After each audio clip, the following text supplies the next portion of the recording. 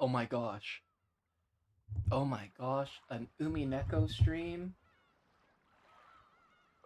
Oh, on 10/7? Oh my gosh. How cool. Welcome back, everybody.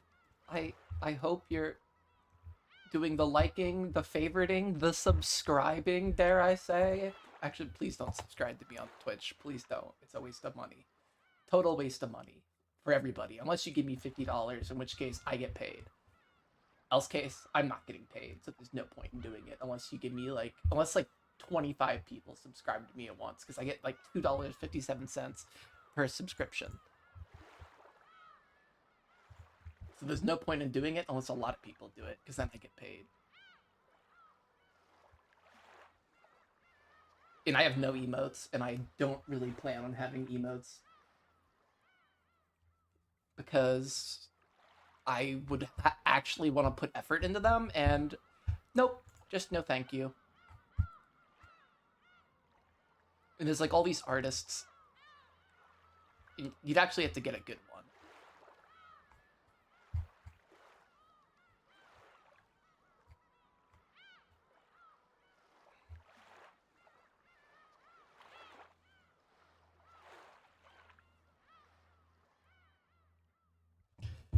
But I don't really remember what happened where I left off. I'm gonna kind of thumb through my last VOD a little bit here just to kind of see where I was. It's been almost a week. It's been since last Thursday.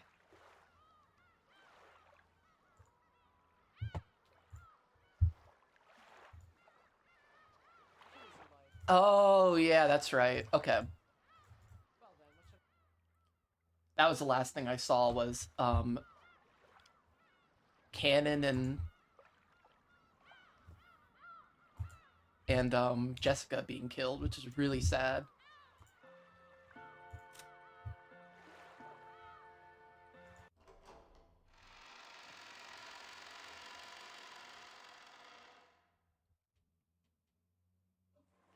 With Jessica's death, it became certain that the culprit was hiding somewhere nearby, and that they'd come for our lives if they had a chance. According to Genji-san, when tomorrow morning comes, the boat should arrive. The boat had a radio. We'd probably be able to contact the police directly with that. All of us gathered in the parlor and decided to wait quietly until tomorrow. Stop fucking around in the parlor! Find the fucking gold! These guys are so not on it. Also, kind of irresponsible of me. I should have lit a candle. I forgot to light a candle. I should have got some more water because I chugged a whole bottle of water right before the stream, and I kind of regret not saving it just to have at my desk.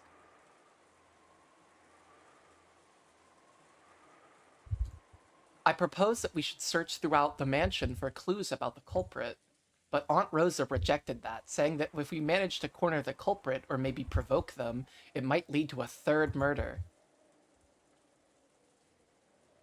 That was probably the right thing to do. If a bunch of amateurs like us investigated, there's no way we'd find anything. It would be wisest to focus on protecting ourselves without doing anything unnecessary and leave it to the police starting tomorrow. And I think, yeah, he's still there.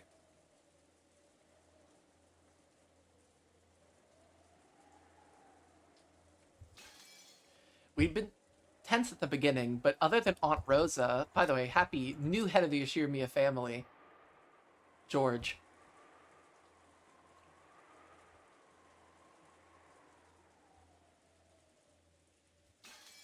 We'd been tense at the beginning, but other than Aunt Rosa, most of us had spent all morning watching TV and getting bored, so our sense of danger had faded considerably.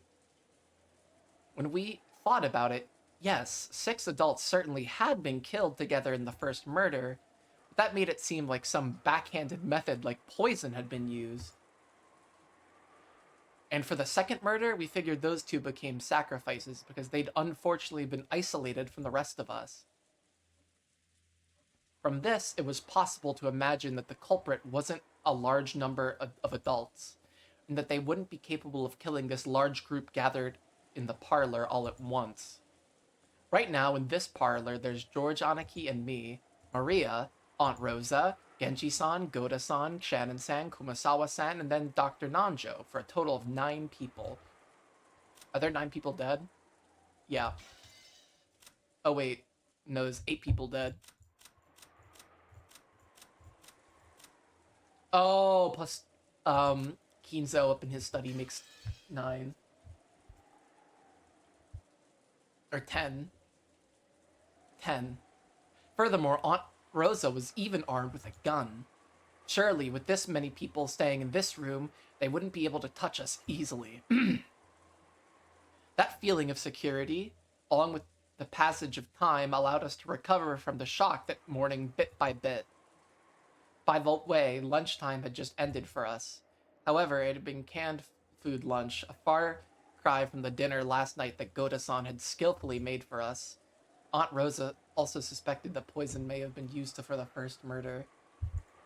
So we probably couldn't deny the possibility that the culprit had snuck into the kitchen during all that confusion in the morning and mixed poison in with the ingredients there.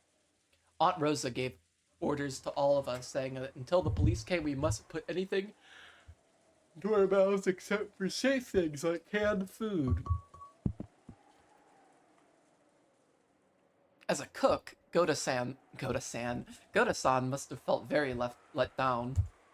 Apparently eager to display his skill anyways, he said he wanted to grab some plates and rearrange the canned food on them.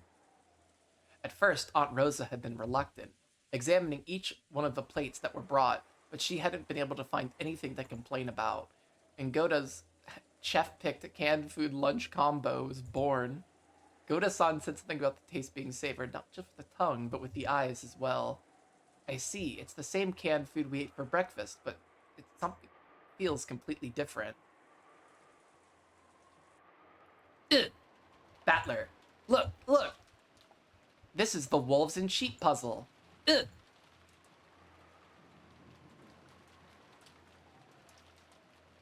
As I was sitting lazily on the sofa with no desire to watch TV, Maria came over, pulled a picture book out of her handbag, and held it out to me. What's that book? Wolves and Sheep Puzzle? Let's see. Wolves and Sheep Puzzle. It was a phrase that Aunt Rosa had said this morning when we'd gone to call on Jessica. At the time, I hadn't known what it meant. And right after that...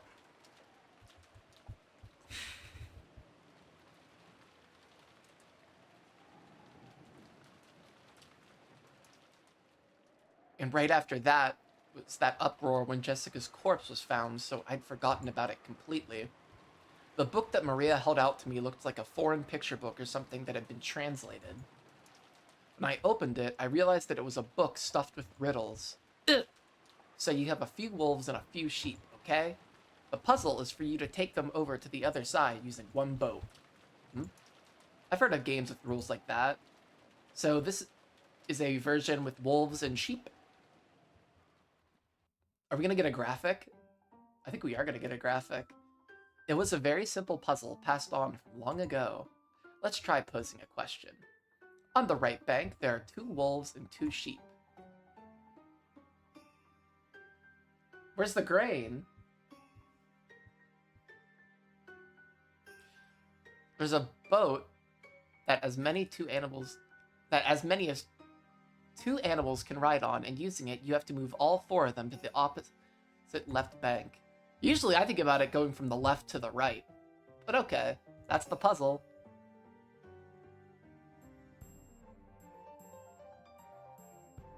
There are 2 rules. The first rule is regarding the boat. Even a single wolf or a single sheep can paddle it, but it can only hold 2 animals. The second rule is regarding the wolves. When they are greater in number than the sheep in any location, they attack the sheep and it's game over. So why don't you just take 2 wolves and then take 2 sheep? For example, at the start of the game, let's say 2 sheep get in. in the boat and go to the other side.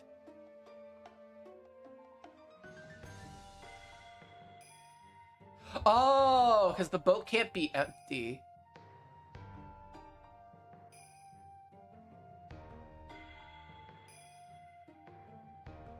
Oh, wait, so wouldn't you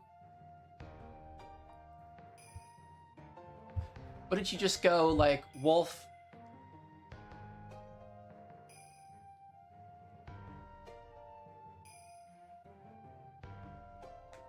I think I just figured it out. You would go... You'd only drop off one wolf at a time.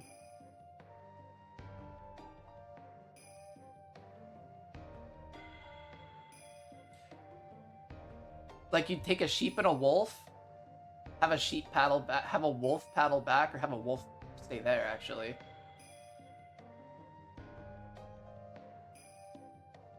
But I'm not really sure how this relates to the actual game. When it does, there are 2 wolves on the first bank, and a single sheep returns there.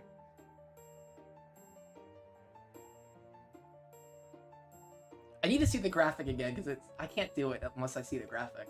I can't think through it. So wouldn't you just bring a sheep and a wolf, drop off the wolf, or drop off the sheep, bring the wolf back? Oh, that's where the problem comes.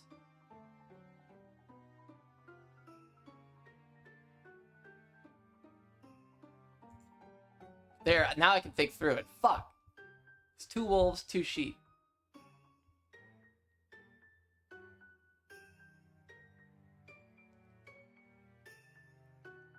Fuck, I can't. I had to play with the pieces and figure it out. That's the only way my brain works.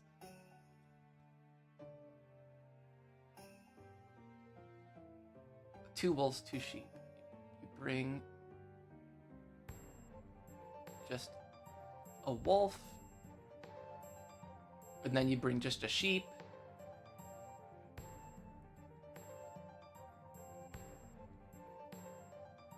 Then you have just a wolf, just a sheep, and then you bring both together. Oh, that's how you do it. Yep, I got it. You bring just a wolf, then just 1 sheep, and then 2 wolves together on the boat. I got it. Freaking solve the puzzle.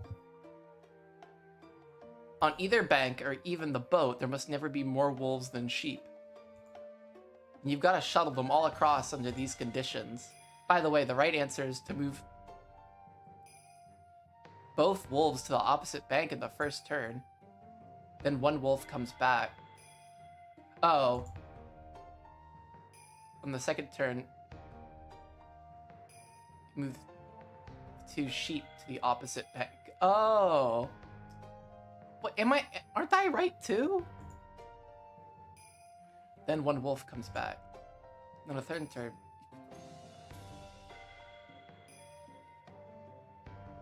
Okay, I'm not gonna think about this too hard.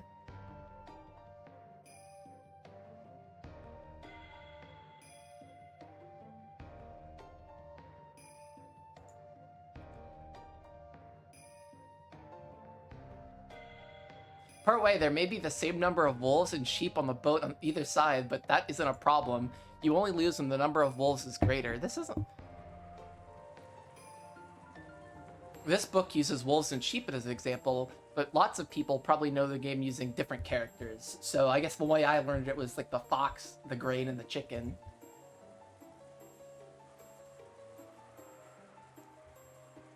It looks like Maria wanted to test whether I, too, could solve the puzzle she knew how to solve, and she kept showing me different pages saying, solve this one, and this one's hard. So, what was happening when Aunt Rosa first mentioned this puzzle?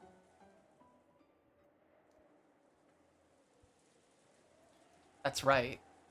When we decided to go and get Jessica, we talked about how many men should go. And Aunt Rosa mentioned the wolves and sheep puzzle, saying we should all go together. Wait a sec. That can only mean one thing.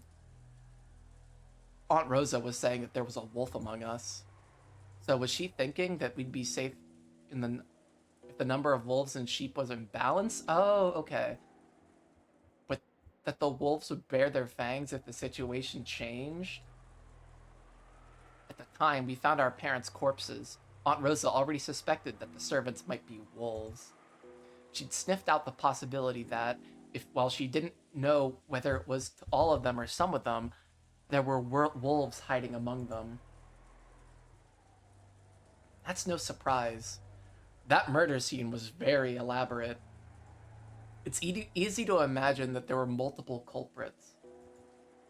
And because she'd reached that conclusion when we went to Jessica's room and learned that Jessica had been killed after being alone with her servant Cannon, it isn't hard to imagine why Aunt Rosa suspected the servant so persistently.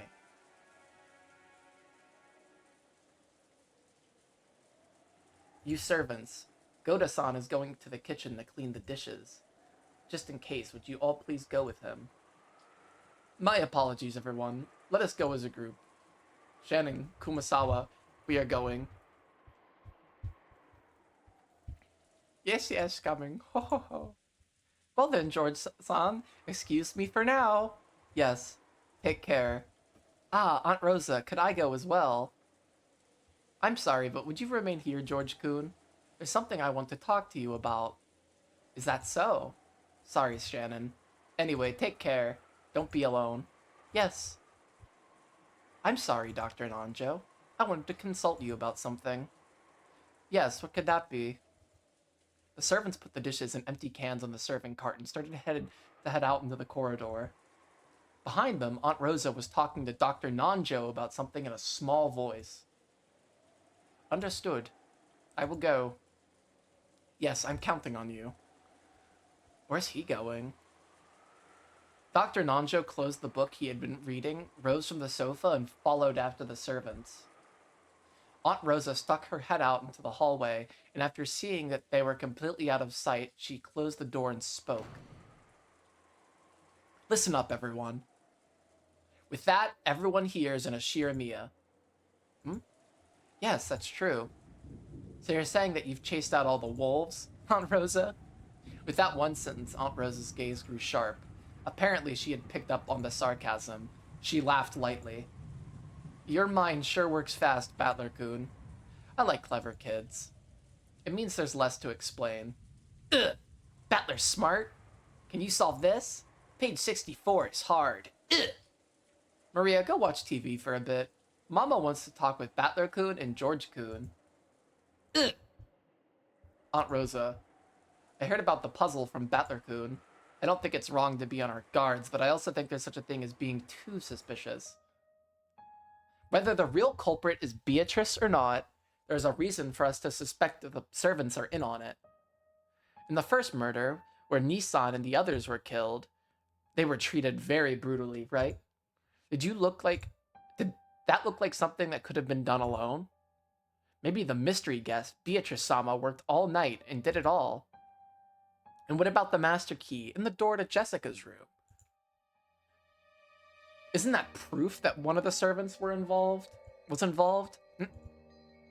Only a master key could have locked the door to Jessica's room. So we can only suppose that one of the servants did it. No, wait. Spin the chessboard around. That's strange, Aunt Rosa. After killing Jessica, why would the culprit go through all the trouble of locking the door? The fact that it was locked made it inevitable that the owners of the master keys would be suspected. There was no reason for them to go to all the trouble of locking the door. That's right. It's just as Battler-kun says. There was no need to them go to all the trouble of making themselves look more suspicious. Yes, that's an interesting thought. Of course, I also thought that. If that's the case, then the person who locked it wanted to cast suspicion on the servants and locked it without a master key. But that's impossible, right? That's right. If there existed some trick that could lock that door without a master key, that would make this great a great disguise for casting doubt on the servants. If the culprit's goal was for us to isolate ourselves from the group so they could attack us one by one, this trick would also be effective at giving rise to paranoia. But there was no way to lock that door without using a master key. How can you be so sure there's no way to lock that door without a master key? Isn't that a devil's proof like Rudolph Nissan was talking about earlier? Maybe it was locked by some method we can't think of. Even if we can think of a way, we can't deny the possibility of some unknown trick being used. That's true too, I guess. So what is it? No smoke without fire again. I don't know the practical details of the trick, but I have a general idea. My apologies, but if we make the assumption that Cannon-kun was the culprit, it can be explained extremely easily. Even as to why there was no corpse. Huh? But Cannon-kun didn't have a master key, right? Putting it aside, the other servants, at least Cannon-kun, shouldn't have been able to lock the door. I see. So that's why you told us to search in the closet and everywhere else right after we entered Jessica's room. Aunt Rosa, your mind works faster than I would have guessed from how you normally act. The brain speed of a little sister is always the big sister's -1.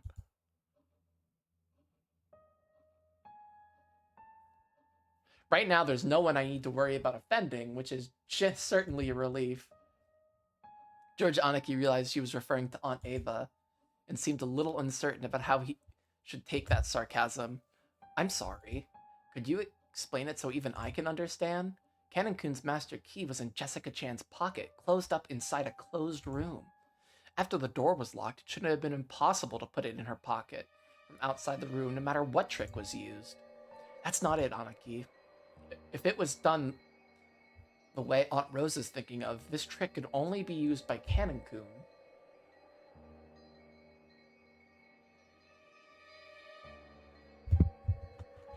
I need to look at some of the red text.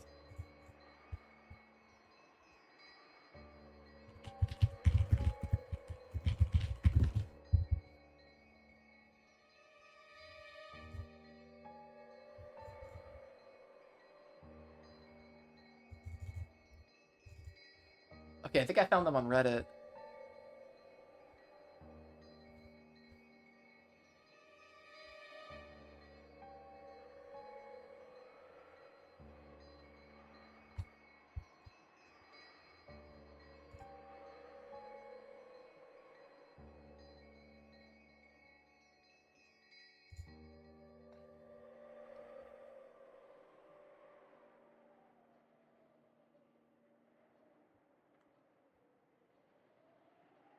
Okay, I found it.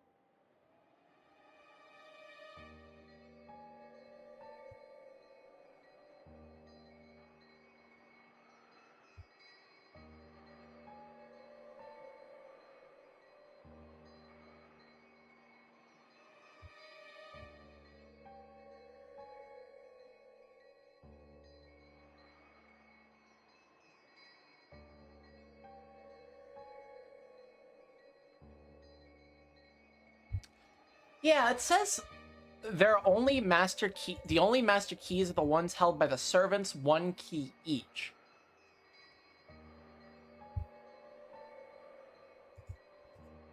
Is Beatrice a servant? She's the alchemist. So she could have had a key.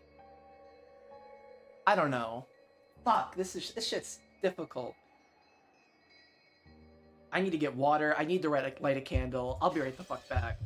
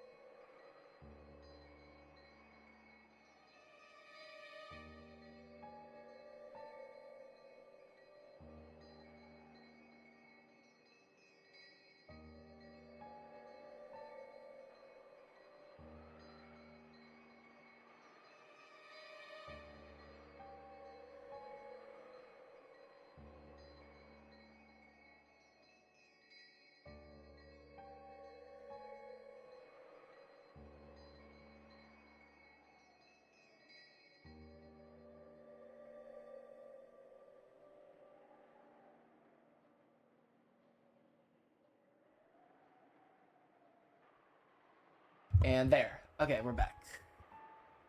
And my feet are way too hot. I cannot wear socks indoors. I hate wearing socks.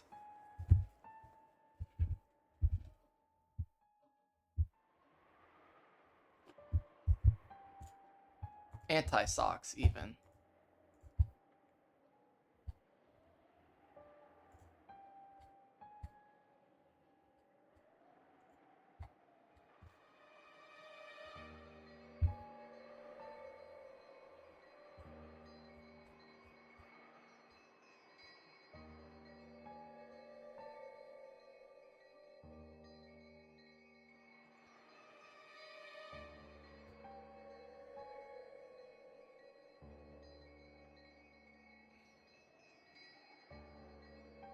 Oh my gosh. Okay. Uh... Wait. Ooh, I almost just dropped water like fucking everywhere.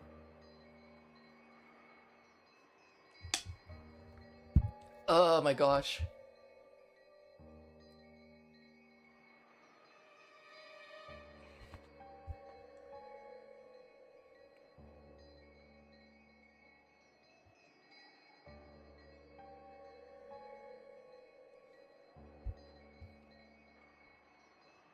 Plus, the door could be locked without using a key.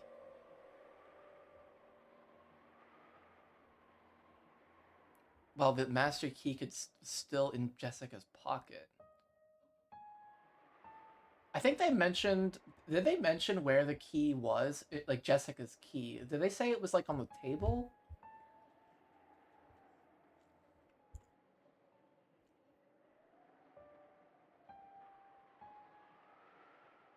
It would also result in his corpse disappearing.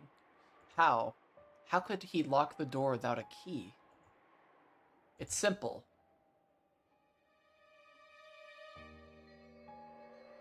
George, when you return home, you lock the door, right? You twist the knob, click, and you're done, right? Huh? Could it be... No, but Kenan was nowhere to be found. Looks like you've got it, Aniki. That's what Aunt Rosa was searching the room for. She was searching for Kenan-kun, who had locked the door from the inside and stuck the key in Jessica's pocket, before hiding somewhere, waiting for us to walk right past him. It was the simplest kind of closed room trick. It meant him hiding inside the closed room after the murder was committed. Then, all he had to do was get out after those who discovered the body, left, and closed the room murder, and the closed room murder would work perfectly. When we searched the room, we didn't find anything. But for all we know, that room might have had a hidden passage that only the servants know about. We don't know where such a thing might have been hidden. But if we assume that there's no such passage, hold up, I have to go back to the red text.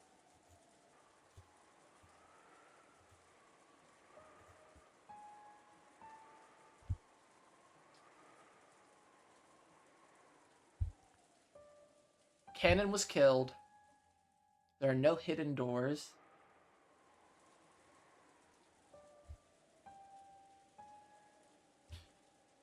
In the room, there's no way to get in or out other than the door and the windows. There are no hidden doors.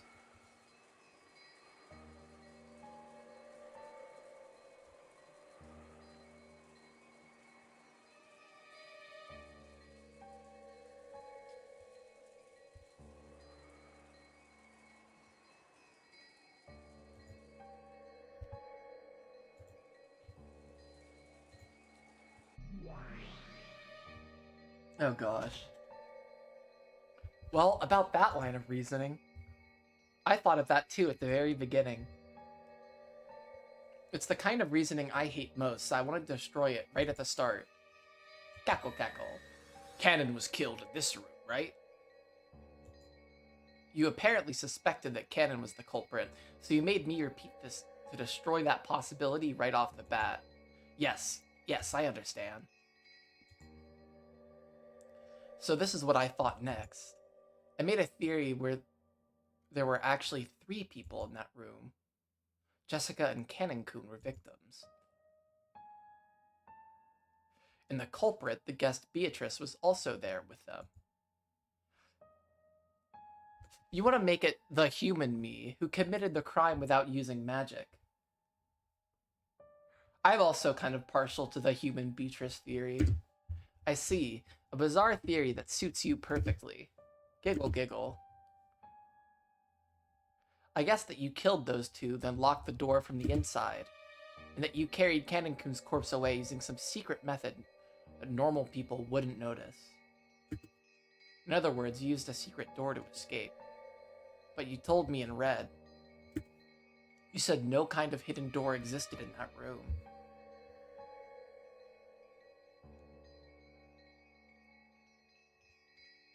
Well, I think if...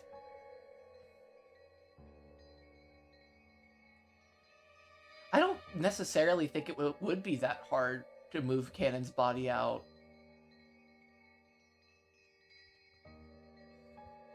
That's the easy part. The hard part to me is like thinking about the alibis of all the characters, and like if there's a Beatrice, it's all moot because she's kind of identified herself as the family's alchemist and like a kind of being a servant. She might have a key. Indeed. It could exist no secret passages that you all are not aware of.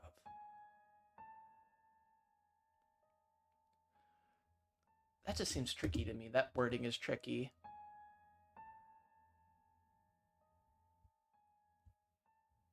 Was it Knox who said it, or was it Van Dyne? It seems that in mystery novels, there must never be hidden passages. I simply followed that etiquette. So even without having to thoroughly search the room, a famous detective could conclude no secret passages exist. Cackle, cackle. Humans playing detective have it so easy. Damn you, talking so big. Thanks.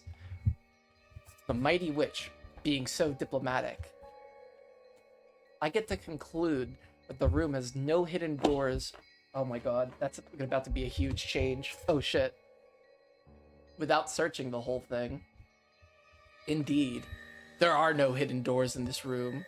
There's no way to get in or out other than the door and the windows, which means that the theory Aunt Rose is so confident in is wrong. Which means that the theory Aunt Rose is so confident in is wrong. Also, annoyingly, it's impossible to disprove her theory. If you, the witch, say there are no hidden doors in red, then it's settled. However, no matter how much a human like me tries to argue against her, Aunt Rosa probably won't accept it. Humans can't prove there's no hidden door. It's a devil's proof. Damn. It sure is convenient being a witch. No way! To call Cannon-kun the culprit because of a hidden door we don't even know exists? I can't accept that. If you can't accept it, then find me a different theory that's more convincing. There is none. I've been thinking this whole time. There's no other option. George-kun, you and Shannon are close, right? I imagine that's why you find it so hard to accept the fact that all the servants are culprits. Even I don't want to believe that Shannon-chan is in league with the culprit. But, whether they're all in together or not, there's definitely a culprit. Okay, I am brushing a pair of my Crocs I need to put on my feet. Okay, awesome, very cool, thank you.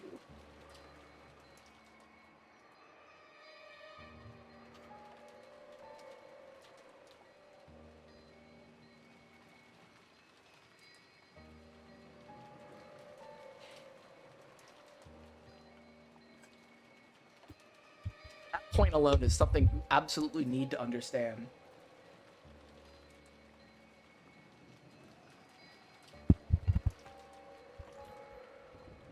If you guessed there were wolves besides Cannon-kun, does that mean that the uproar you caused by accusing Cannon-kun in Jessica's room was to gauge the reaction of the other servants?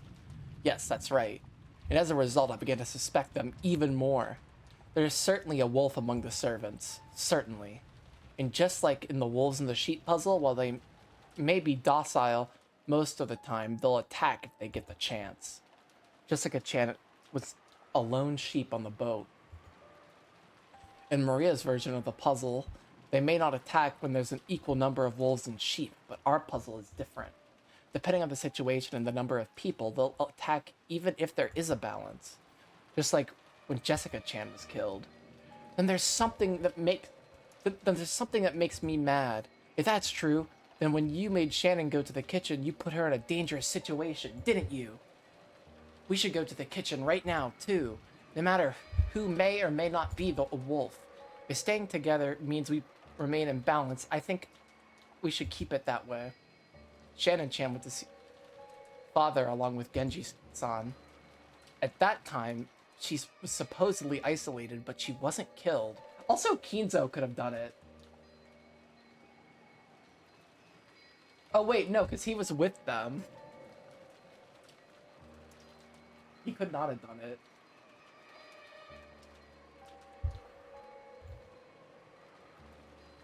Was it because Genji-san wasn't a wolf either? Wrong.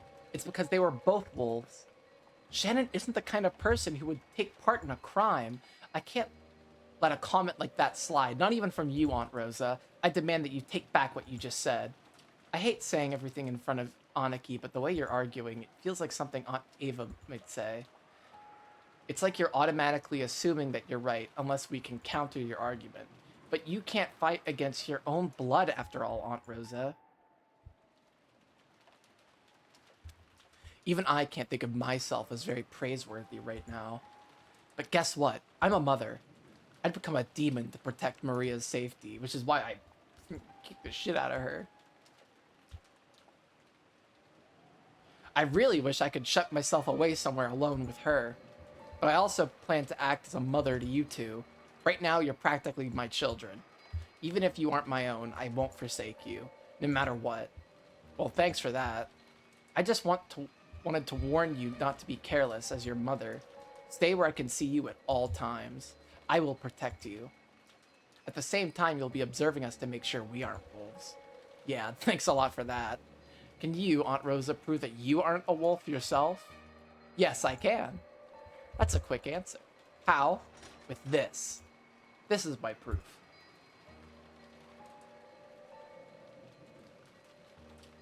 Aunt Rosa, we need to learn some basic gun safety. Unless you're not willing to kill Battler, you shouldn't be pointing a gun at him. Basic gun safety. Do not point guns at people, ever. Unless you want them to die. That is like gun safety 101. Aunt Rosa lifted her gun and pointed the barrel at me, but it was only for an instant. She immediately lowered the gun, laughing impishly, but to me, the time I spent staring down the barrel of a gun felt like an eternity. How does that gun prove you aren't the culprit, Aunt Rosa? Think about it. What if I were the culprit? Would I really give up the once-in-a-lifetime chance I got when the servants left? I could just shoot you, bang, and think of a fitting excuse later. Something like Beatrice appeared outside the window and started shooting at us. I just need to leave 2 empty cartridges on the ground and say I fired back at her twice. Well, that's a crazy violent way to argue about it, but it does make sense. There's something Kraus Nissan used to say all the time, long ago. Might is right. Maybe that really is true. I'm sorry, you two. I've somewhat lost my composure after all the crimes since this morning. You know how I normally am, so I must seem desperate and a bit short-tempered right now. But please understand, I want to protect you from a malicious culprit. I will become a demon to do that. That's all there is to it. That just seems interesting to me, that phrase, she will become a demon. I'm sorry for saying something that angered you, Battler-kun, George-kun. Let's make up. An unsatisfied expression rose to George Aniki's face. He probably couldn't forgive the damage done to Shannon's honor. What about me? Several bits of circumstantial evidence hinted at the servants' participation. I didn't want to believe that one of them was the culprit, or possibly colluding with the culprit.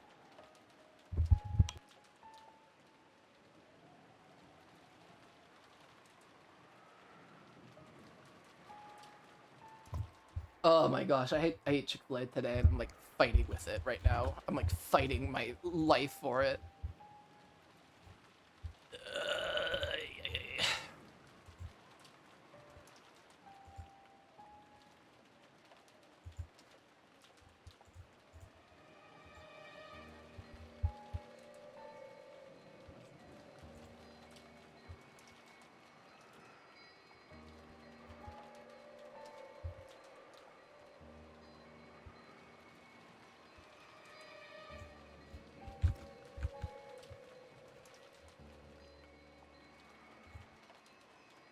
Whom should I believe?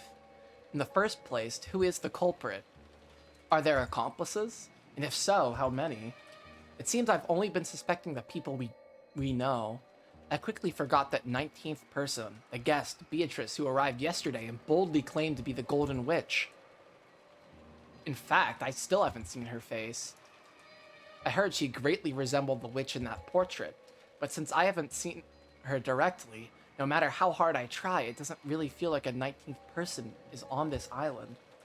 So I've been subconsciously hallucinating that the culprit's one of the 18. Damn it. Come out, Beatrice. If you're the bad guy, then act like the bad guy and show yourself, laughing in a high-pitched voice and mocking us. Just like a bad guy in one of those dramas who, even when they're exposed as the culprit, aggressively says, "Where's your proof?" Cackle, cackle, cackle, cackle. Where's your proof? Shut up, no more talking.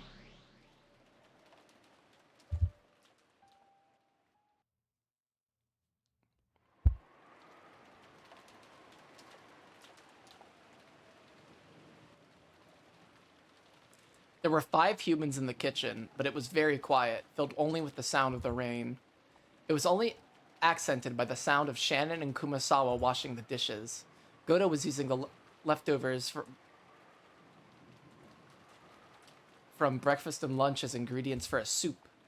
Rosa had suspected that poison might have been added to the food, so they decided to eat canned goods, but it hadn't been too satisfying. But Goto thought she was being too cautious, so he was spontaneously creating a soup to be served to those who wanted some.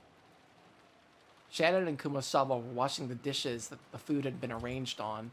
On the inside, they thought maybe Goto would wash them, since he'd been the one who wanted the food arranged on the plates in the first place. But they left their complaints unsaid for the time being. I hate Goto. Goto's a fucking asshole. Genji and Nanja were facing each other across a crude chess set that had many years of experience. The game had only just begun, and because the opening game of these experienced players had been honed to perfection, it looked like a ceremony where they just moved specified pieces in a specified order. That's a nice aroma. You wouldn't get this from canned food. It was made only from sealed ingredients, so there won't be any poison mixed in. I am making enough for everybody, so please, eat. Of course, I will also taste for poison. Please feel secure and eat. That really is a nice aroma. Goto-san, the food you cook is really delicious. Being able to create delicious food when you buy delicious ingredients is hardly special. My master taught me that true cook needs to perfect their ability to make delicious food from whatever is on hand. That was a good master. Thanks to him, it looks like we'll get to enjoy some truly delicious soup. Although it is a shame that it was made from ingredients intended for all the family members to eat. I'm sure Aunt Rosa is tired after everything that happened this morning. It's only natural. But thanks to that, we get to drink some soup made from delicious ingredients. Rosa had fervently warned everyone that they didn't understand the danger they were in, and that they must assume that poison was mixed in with the food. The mood at the time had led them to agree, but hunger wasn't something that could be swayed by a momentary emotion like that.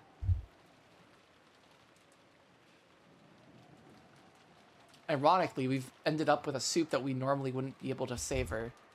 If possible, I would like to serve everyone in the parlor, but seeing that it would violate Rosa-sama's instructions, you'd best give up on that idea. It's enough that only those who want to eat it do so. Ho ho ho. Skillfully taking a breather when no one's looking is also an important skill for a servant, isn't it? When Kumasawa cackled, Shannon and Goto laughed too. It seemed that in this space where there was only their fellow servants were gathered, they could relax quite a bit.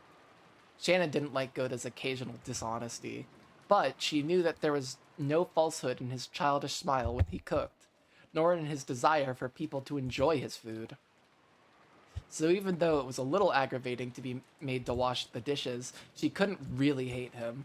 God, Shannon is just she's just like she's just like the nicest, chillest.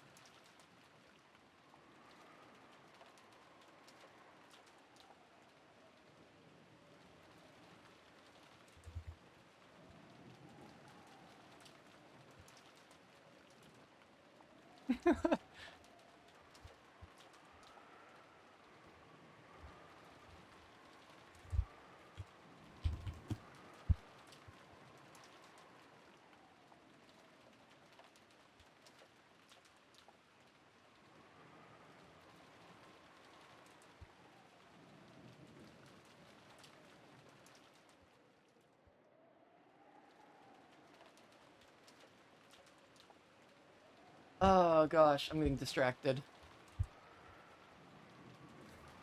They couldn't have dreamed that Rosa was calling them wolves in the parlor at exactly the same moment they were spending their time peacefully like this. Uh-oh.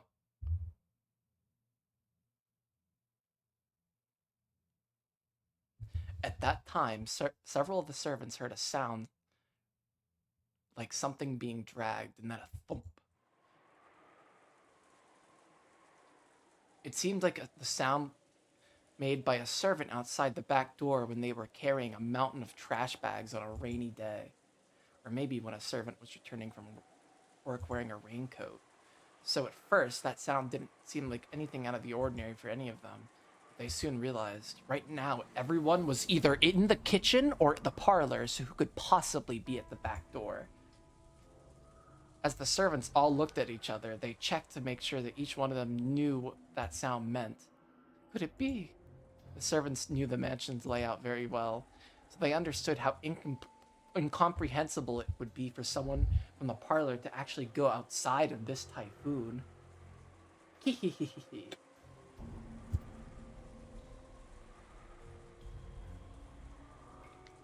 Go all the way around and to come up to this back door. And was it Kinzo?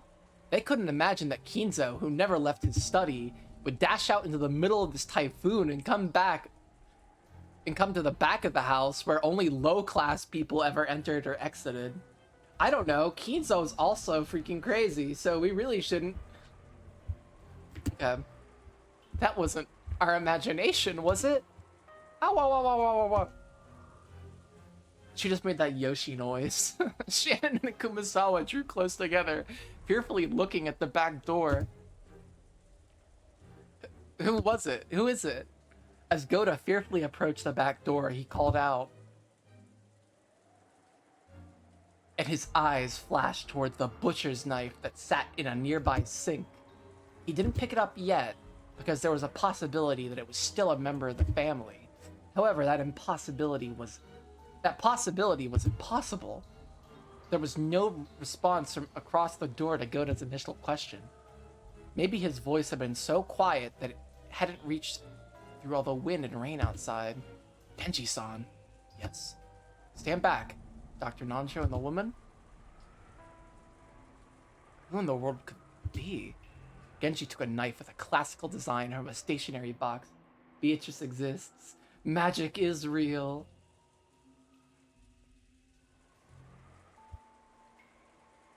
Took a knife from a classical design from a stationery box placed near the chess set. Oh, is it a knife for cutting stationery? Oh, yeah, it is. It was something to be used instead of a paper knife to open envelopes for statements of deliveries and bills, but it was still a knife, so the blade on it could injure someone.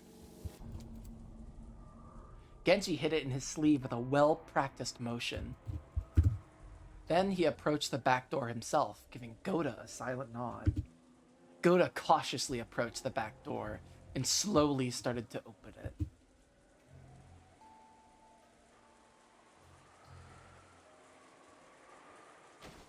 Wah!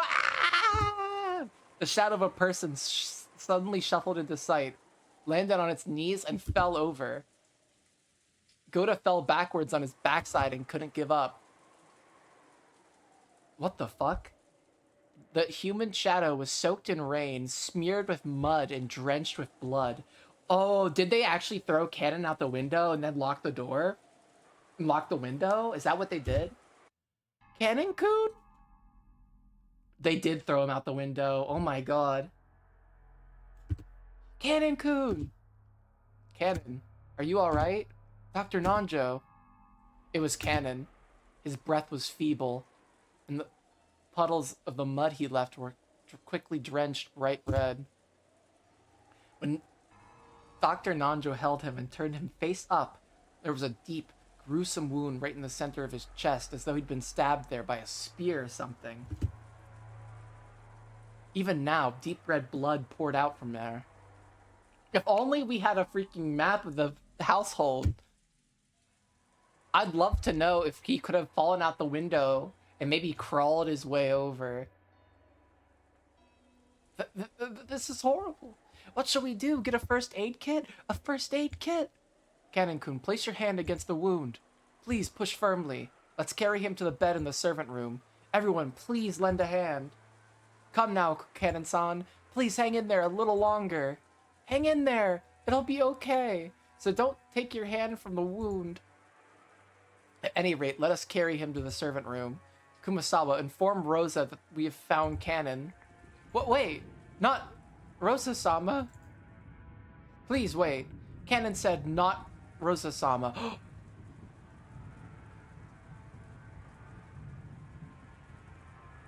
Why not?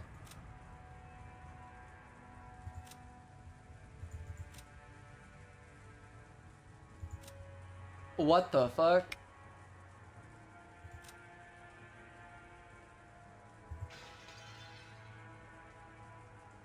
Wait, did she say Cannon was killed in that room?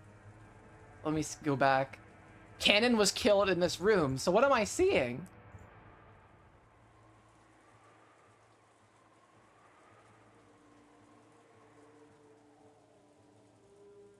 Maybe it's a mistranslation.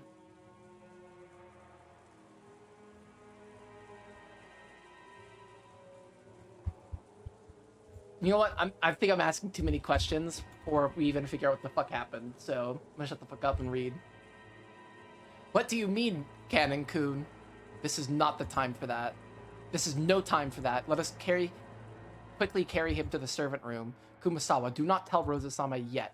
We will do it after we hear the situation from Cannon. Yes. Eek.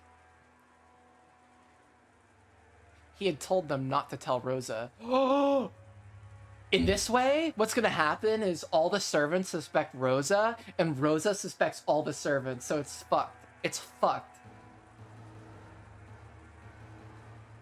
Rosa's gonna start pumping some lead in bitches. Oh no. This could only mean something very disquieting. An eerie anxiety rose to their faces. Come now, everyone. Let's hurry and carry him. Quickly, quickly.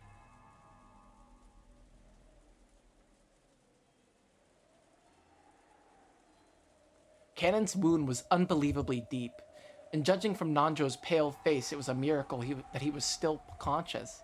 This is horrible. He appears to have been stabbed by something like a spear. If it hasn't reached the lungs, I might be able to do something. At any rate, we must stop the bleeding. No matter how much Nanjo tried to wipe off that gushing deep red blood, he couldn't do it. He couldn't do it. He couldn't wipe it all away. And each time the wound was aggravated, causing Cannon to cry in anguish. Cannon-kun, Cannon-kun, Cannon-kun. Hang in there, hang in. Oh, this is gonna be so sad because Shannon died the first time around. She died the first day. So now she has to watch Cannon and Jessica die. Those are her friends. Oh my fucking god. I fucking feel so bad for Shannon. She gets the short end of the stick every freaking timeline. Dr. Nanjo, here's a new towel. Oh, whoops.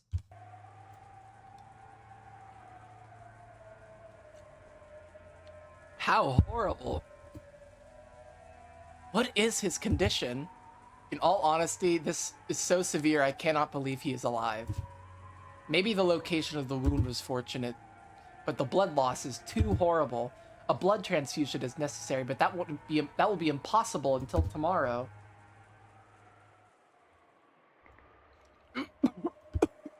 Rosa-sama, to us. Don't talk, Cannon-kun. Your wound was still open. Rosa-sama came to milady and me and... What did you say? Rosa-sama did? Ooh, that could mean... Are you certain? Yes. But notice how they haven't shown us Cannon's picture yet. I think that's an interesting detail. Why are we not being shown Cannon's, like, body?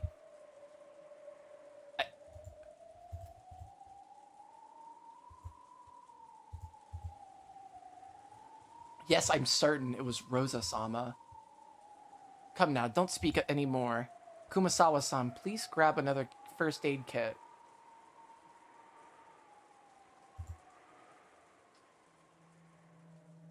What does this mean?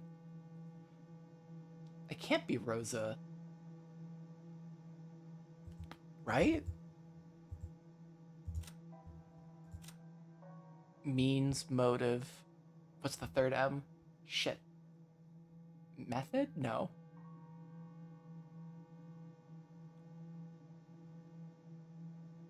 Opportunity? Did she have an opportunity? Well, she could have definitely had the opportunity with these six, because I think she was with them that night. I'm pretty sure she was, I forget.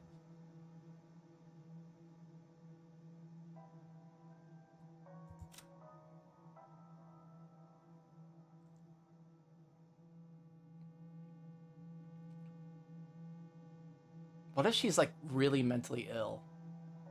It's like a Jekyll Hyde type beat.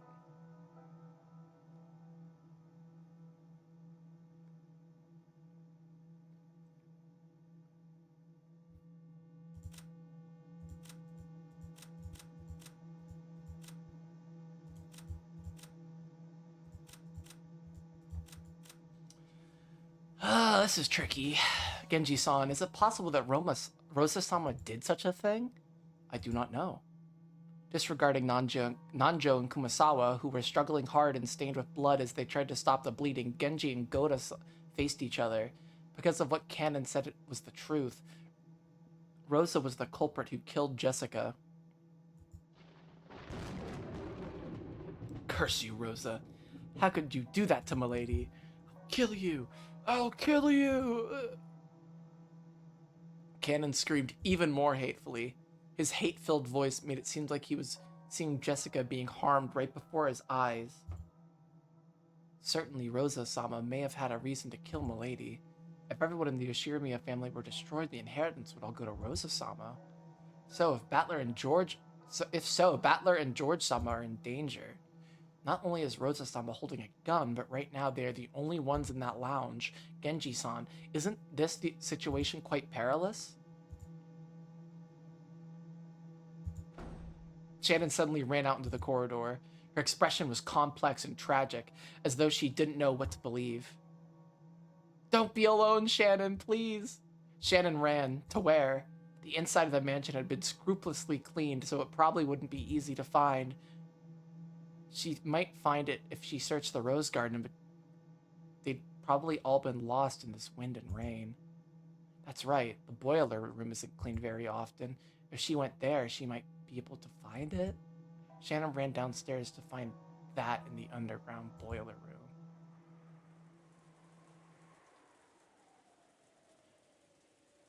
Did some medicine take effect at the brink of death? Or was Cannon finally beyond feeling pain? For the time being, at least, Cannon's painful gasping had subsided.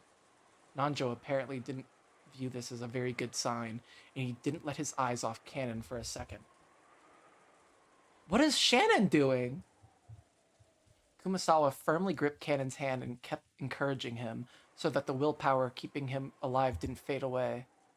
Genji and Goda seemed uncertain how to respond to the truth that Cannon had risked his life to deliver. Rosa-sama's gun surely has 4 or 5 shots loaded. Five. That is no small number. But loading cartridges into a Winchester should require quite a lot of practice. She might be able to get one shot off, but if everyone attacks her at once, we should be able to take the gun from her before she shoots again. We may have a doctor on this island, but we have no medicine and no hospital. If the location of the shot is bad, that person will die. I understand that. But more importantly, if we don't move quickly, there's a chance another crime will occur. It seems to me that Rosa managed to cleverly chase us out. Maybe George-sama and Battler-sama are being killed right now. Oh. If our foe is so dangerous, wouldn't it be better if we didn't provoke them too much? Well, but tomorrow is still a long way off. We can't even imagine what strategy she might use. Genji-san, we should take action first.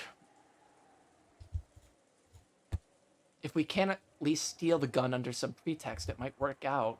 There are 4 or 5 cartridges, are there not? That means there aren't enough to kill all of us. As long as we don't carelessly provoke her, surely Rosa-sama wouldn't be that rash. No, she said it. She said she'll massacre all of us.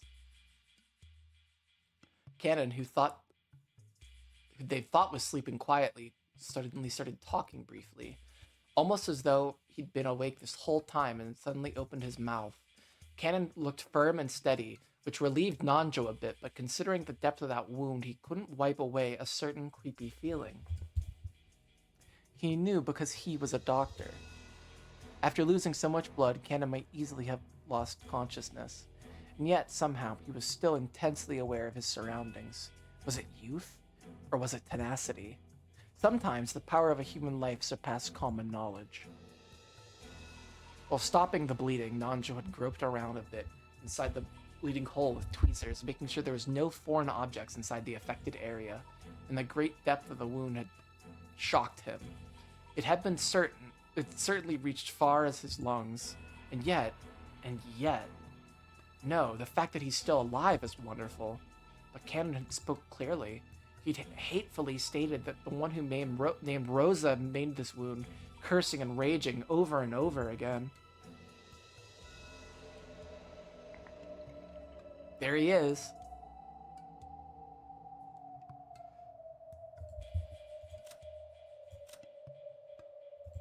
Are his eyes always red? Or am I just smoking crack?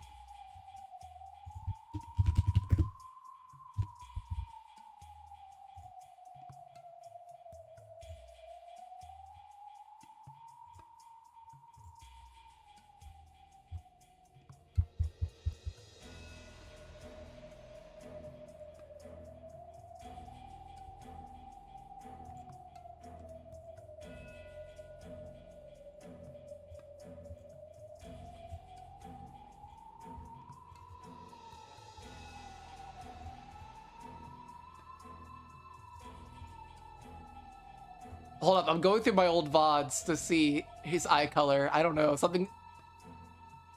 I thought they weren't red. How is Cannon not in this whole VOD? Okay, he must be in this one.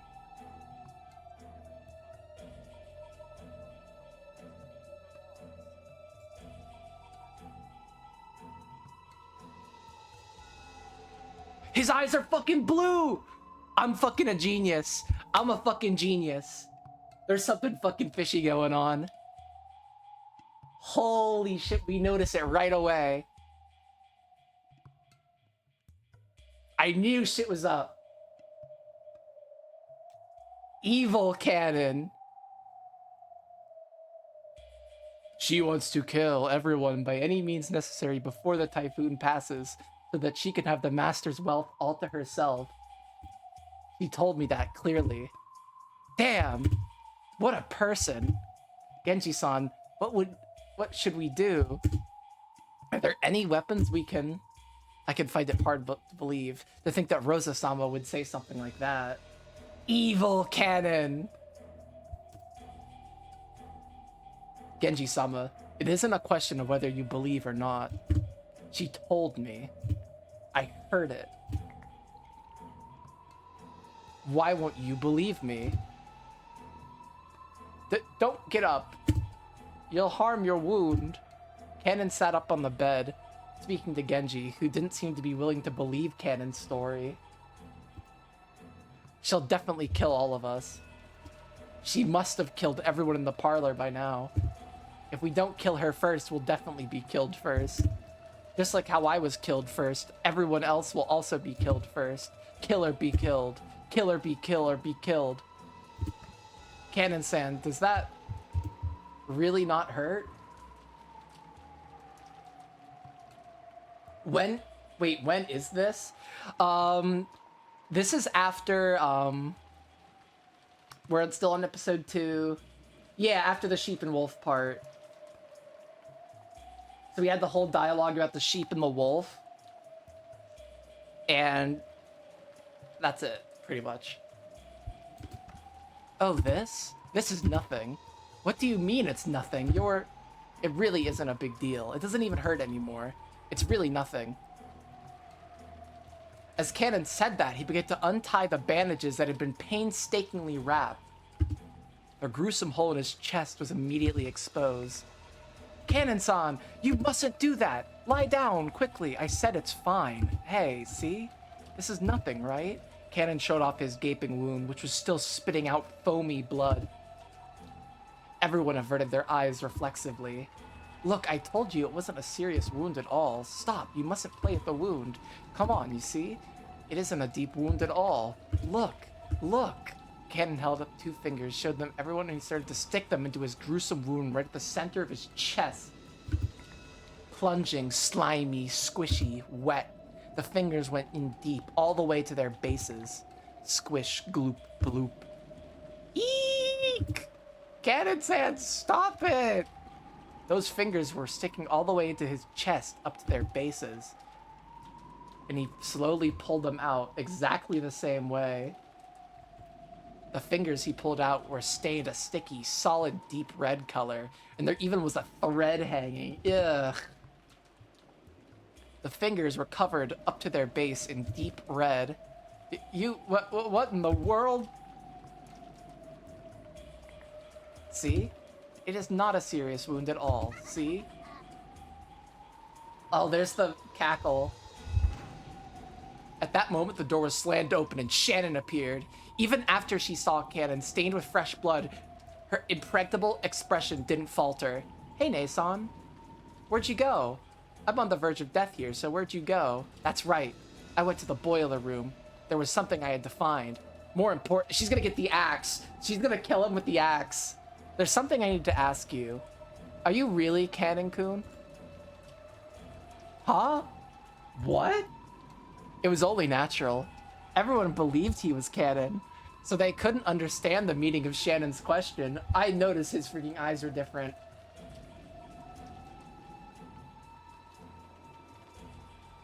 What color are Beatrice's eyes?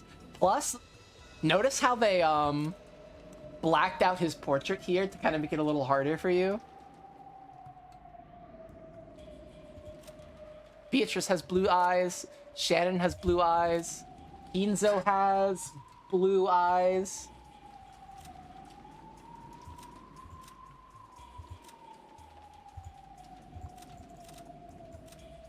Green eyes? Blue eyes. This family has some weird eye genetics for Japanese people. It's also anime, so I'm thinking way too hard about this. Everyone believed he was Cannon, so they couldn't understand the meaning of Shannon's question. When they looked, They noticed Shannon was holding a handkerchief in her hand. It was filthy and looked like it had been used to wipe some trash or dust. And while holding that, she approached Cannon, drawing closer to his feet. What is that? It's the handkerchief with a spider's web wiped onto... What? That's definitely what it is. Why would you bring something like that? If you're Cannon-kun, you should be fine. But if spiders are your natural enemy, I thought you might not like it.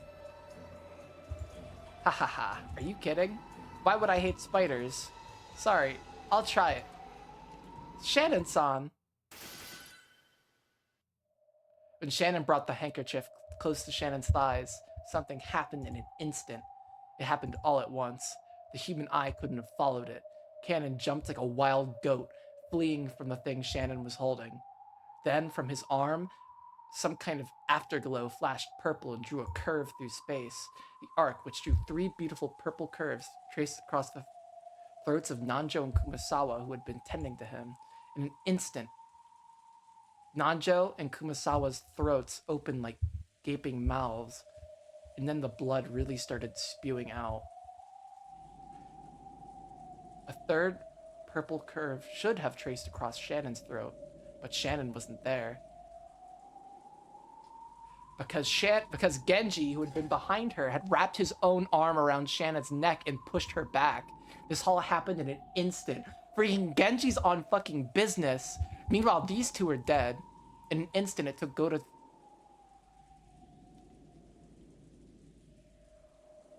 to think fast. In an attempt to understand the scene, the frozen moment in time shattered. Blood was gushing from Nanjo and Kumasawa's torn open necks.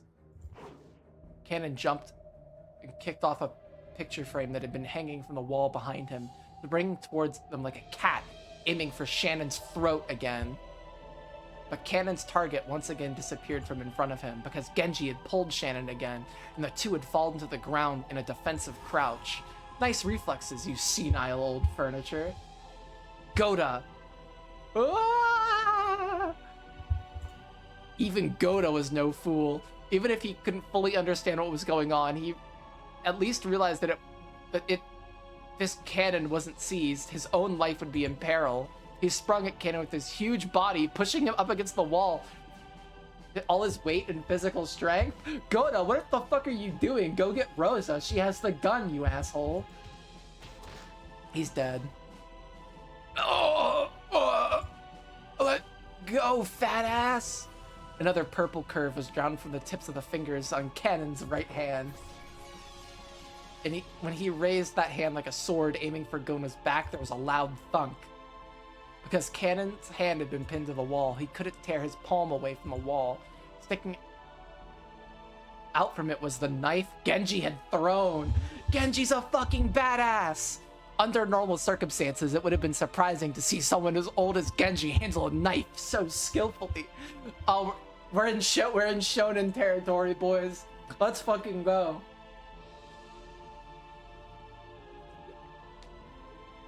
We're in shonen territory. Genji-sama, take this! Indeed, Genji took the handkerchief with the spiderweb stuck to it from Shannon, and he approached Cannon, who was pinned to the wall by Goda's massive body and the knife. Stop it! Keep that away from me! Stop it! Stop! Yeah!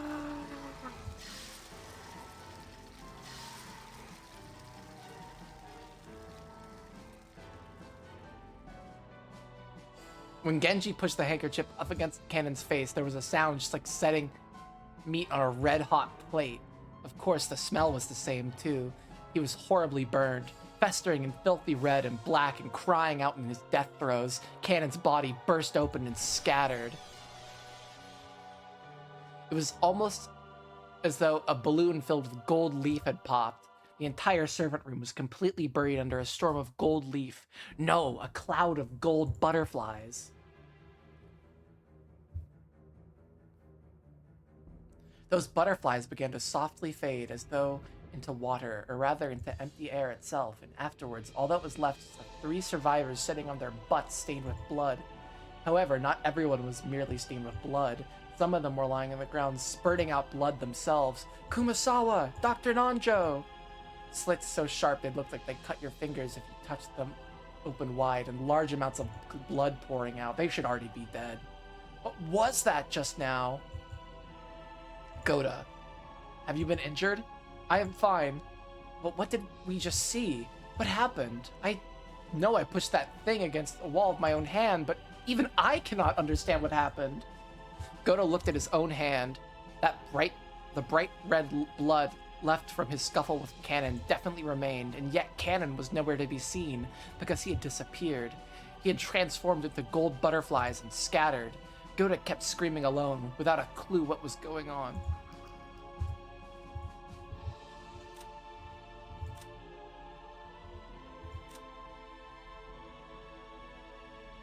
Died in the servant room, her throat sliced open by a sharp blade or something similar.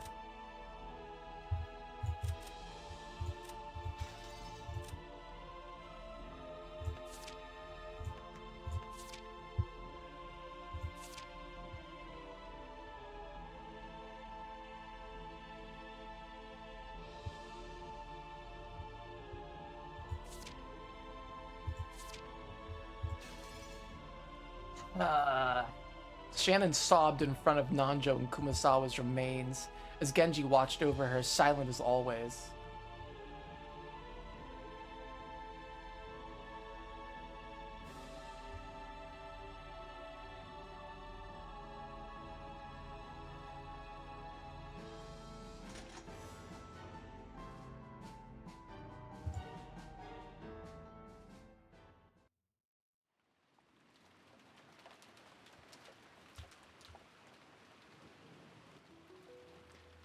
Dr. Nanjo and Kumasawa-san were? What on earth are you talking about? Ah, Shannon, thank goodness you're safe. If something bad happened to you, George-sama... George-kun, be quiet for a hot fucking second. A murder occurred before your very eyes, right? Did you see the culprit? Or not? That is, how should I explain? Genji-san. Even we cannot adequately explain what happened in front of us. It certainly, happened right before our eyes. It was right in front of my own eyes. However, it was... What was it? Even I don't understand. What are you saying? You couldn't have met anyone except the witch Beatrice, whose location has been unknown since yesterday. Or Cannon-kun, who's gone missing. Was it a man or a woman? You should be able to tell me at least that much, right? Aunt Rosa, calm down a bit. Anyone would be confused if two people were taken out right in front of them. Goda-san, Genji-san, there's no need to rush. Tell us what happened, one thing at a time. As to that, how should I say it? Dr. Nanjo and Kumasawa-san had been killed. We understood that much, and it seemed that if it had occurred right in front of these people's eyes... But even so, they spoke awkwardly. They admitted that they had definitely seen the crime with their own eyes. When asked to explain what they'd seen, their mouths suddenly went suddenly shut. I could understand why Aunt Rosa was irritated and flaring up. Shannon, did you see it? When Dr. Nanjo was attacked? Yes. Tell me. Just what you understand. What in the world happened? Someone came to the back door. That's right. Someone came up to the back door. Then, wondering who it was, I opened the door. Someone at the back door? Who was it? Let them finish. And after that, the person was stained with blood and had a large wound. We carried that person to the servant room, and Dr. Nanjo immediately began first aid. It was a very deep wound. Like I said, who are you talking about? I don't know. Certainly in the beginning, I thought that was the case. No, I still think that. But what in the world was that? I don't know. In a manner that didn't match his large body, Goda held his head and scratched at it. I didn't have a clue if he was confused because he couldn't remember, because he'd seen something terrifying and couldn't accept it. And Shannon looked the same way. If she let her guard down, what she'd seen just a short while ago would quickly melt away like a daydream. and she wouldn't be able to remember anything. That's what she looked like. Only Genji looked composed as usual, so the questions were naturally directed at him. However, even Genji took some time before he spoke, and he had to gather his thoughts. Genji-san, you saw it, right? Who came in through the back door? At first, we believed that person was Cannon. You see? He was alive, after all. My theory was correct. By at first, you mean your impression changed later, right? Yes. I cannot explain it with words what happened after that. He killed Dr. Nanjo and Kumasawa, then disappeared. At that time, he was definitely not canon. Yes, that's right. It's just as Genji-san says. You really couldn't explain it with words. Do you have the same opinion? Yes. I could only say the same thing. Now we're in the issue where everybody that's left, the only people that saw this were Kinzo's closest, like, servants. Except Goda. Goda's, like, the one who's kind of not. Goda's kind of like the mystery man here. So because Goda's telling them what happened, maybe this whole thing with Kinzo isn't that big of a deal. Not with... Actually, I was worried about Kinzo again, but just because it's fucking Kinzo, and I'm worried about that fucker no matter what he does. But I don't know what the fuck happened or how... If we give their claims the benefit of the doubt, it means that Aunt Rosa's first conclusion was correct. Cannon had appeared near the back door to the kitchen with a serious injury. Then he had been taken to the servant room and cared for. After that, something terrifying had happened. So were these people so convinced that Cannon-kun couldn't possibly have done such a thing that they'd started to suspect whether it had been Cannon-kun at all? In other words, that means Cannon-kun did appear. No matter how confused they are, no matter how muddled they muddle their words, that's what it means in the end. So does that mean, after all, Cannon-kun used some trick to escape that room even though it was locked? No, that doesn't matter anymore. The real problem is that Dr. Nanjo and Kumasawa-san were killed. Aunt Rosa had claimed that Cannon was behind this very thing. This was behind this from the very beginning. No matter how confused these people are, no matter how much they try to deny it, they're halfway confirming that she was right. But even so, for some reason, I felt like their awkwardness couldn't be explained by confusion alone. What did they see? Like they said, did they really see something out that couldn't be explained with words? Well, I think they should try a little fucking harder. Personally. Aunt Rosa, who decided that further talk wouldn't get us anywhere, concluded that her questioning and said she wanted to check the two bodies. That was something I'd been wanting to do too. The witness had been unable to figure anything out, but they'd been shaken. But they'd been shaken. If those of us who hadn't been at the scene so calmly looked at the corpses, we might find something. But it was a little surprising to learn that Aunt Rosa was also concerned about the bodies. At this point, I still wanted to use any clues I could find to expose the culprit and the truth myself. Yawning. But it should have been different in Aunt Rosa's case. Hasn't Aunt Rosa prioritized staying safe over finding the culprit?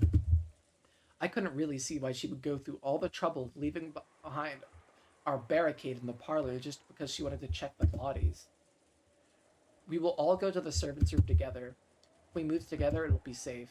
Maria, stop playing with scribbles. Ugh! No, not scribbles. I'm solving Beatrice's puzzle. Ugh!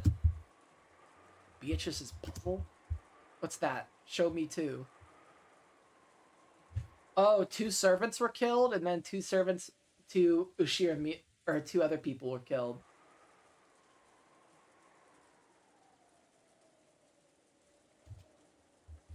Aunt Rosa, are you, bringing Maria-chan too?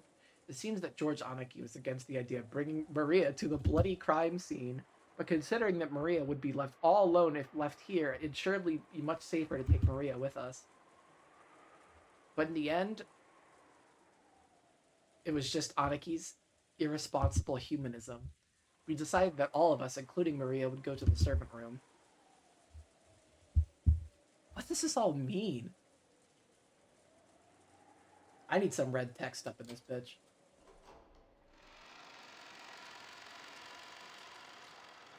The bed in the servant room was stained with bright red blood. No, not just the bed. The whole room was covered with a gruesome paint from countless bloodstains. The dreadful scene alone was enough to give us an idea of the repulsive sight they'd been able to describe. Ugh. I want to look too. Maria-chan, wait here with me. George Anaki was standing by the entrance, covering Maria's eyes with his back to the room. He probably didn't want to dirty an innocent girl's retinas with the repulsive blood in this room. That was surely the correct decision. I was acting tough right now, so I don't mind, but for the rest of my life, whenever I see red paint scattered around, I'll probably remember this room and start to vomit. That's awesome. My retinas have already had this room burned into them. In other words, it's already too late for me. Huh? Where did they... Oh, they're gone? Right after they entered the servant room, Goda and Shannon trembled. We shook, wondering what horrible new situation had arisen to make them tremble again. What happened? What is it? Aunt Rosa also shuddered, raised her gun high, and searched for whatever it was that had made them shudder. But she couldn't find it. It was only natural. They were trembling because they couldn't find it. Hey, what in the world's going on? The two bodies are here. What does this mean? That can't be. Those two were definitely here. Wait. What the hell are you saying? The corpses just walked off somewhere? Maybe they're all about to be attacked by the zombies of Kumasawa and Nanjo. Which, if I were to be attacked by zombies, I would definitely take the two oldest people in the freaking establishment. That couldn't happen, right? I mean, wasn't the servant room locked? Didn't you unlock the door when you came in just now, Goda-san? So what does that mean? Isn't this the same as Jessica's room? Someone's disappeared from inside a closed room again? That's ridiculous. I don't have a clue what happened either. When we left this room, we definitely locked it. I don't have a clue what's going on anymore. There was a timid, pitiful smile on Goda-san's face that you definitely wouldn't have let show normally. Shannon was the same. Two corpses disappeared. What the fuck is going on, actually? Unless there's a 19th person, no magic, Beatrice with a key that just moved them, like, somewhere where they could just hang out for a second. But even then, there would be, like, forensic... I mean, I don't know if there would be, to be honest, but...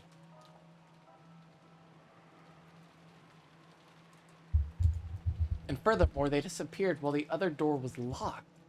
Even if Cannon-kun was the culprit, he shouldn't have a master key anymore. That's wrong. Cannon-kun isn't the culprit. Shannon. I believe Shannon. Cannon-kun is not the culprit. This must be the doing of someone who looks a lot like him. No. Cannon-kun could have gotten a master key. After all, his master key was found in the pocket of Jessica Chan's corpse. And who took that master key? That's right! It was Dr. Nanjo. That's right. Back then, it definitely was Dr. Nanjo who searched through Jessica's clothes and found the master key. So if someone had the opportunity to search Dr. Nanjo's corpse, it would have been easy for them to take the master key back.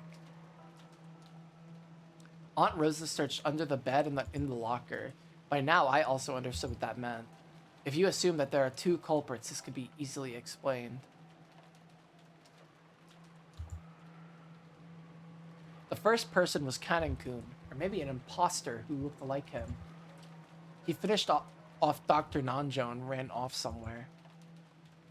The second person was probably the 19th person, Beatrice, whose location was unknown. That person hid under the bed in the servant room beforehand. While Dr. Nanjo's body was enshrined here, they waited for Genji-san and the rest to leave. Then later, they crawled out, took the master key back from Dr. Nanjo's pocket, and carried the two corpses away for some reason. If they locked the door with the master key, you'd end up with this closed room.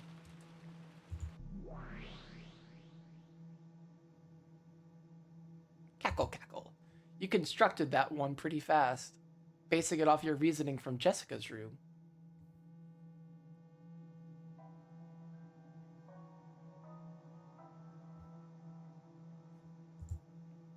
With that method, you could create a closed room even without magic. Should I give you passing marks? However, interestingly enough, there is one thing you mustn't forget.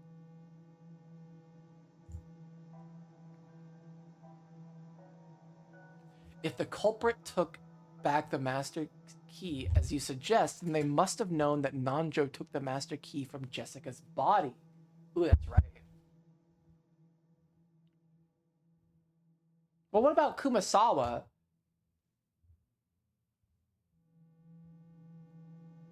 They also knew Kumasawa had a key. Yeah, that's bullshit. That's bullshit, Beatrice. Get the fuck out of here with that shit. You don't have to tell me that. You're probably trying to say that it's information only people in that place at that time could know. This third closed room was crushed so fast that you're stuck trying to make it hurtful remarks like that. There's no art in repeating the same content over and over. I may have managed to bluff, but that move of the witches hurts bad. I can tell that I'm cracking under the thing I want to deny the most. This person's trying to close in on me from two directions. On one hand, there's the frontal attack, where she tries to force me to believe that there's a witch using closed room tricks that only a witch could do. And on the other hand, there's a rear attack, where she tries to lure me into wanting a witch to exist.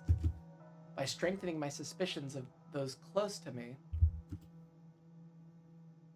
I did not read that right.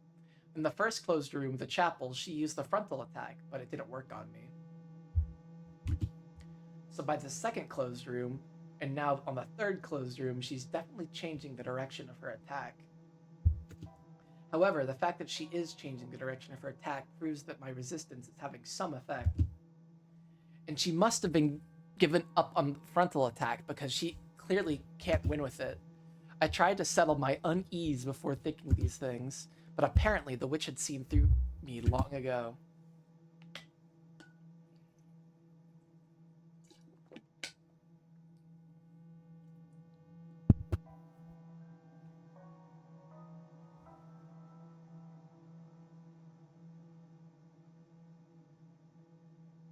Cackle, cackle. I will not abandon my frontal attack.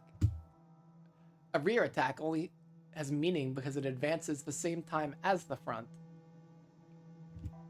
If I were to degenerate into only using the rear attack, it would merely result in a foolish plan where my means have become my goal. Really? Well then, won't you repeat someone was hiding in the servant room? Using that in red you're so proud of? There's no need. The premise of your theory is about to be destroyed. Oh really? You refuse? As someone really is hiding. Rosa will destroy your premise right now. Cackle, cackle. Come, let's listen. What's Rosa gonna truth nuke us with? Please believe us, Roma-sama. The two corpses were definitely lying here. The bright red blood on the floor is theirs. Aunt Rosa began to search through various objects around the room, her back to Goda-san as he cried out in superstition. In supplication, not superstition.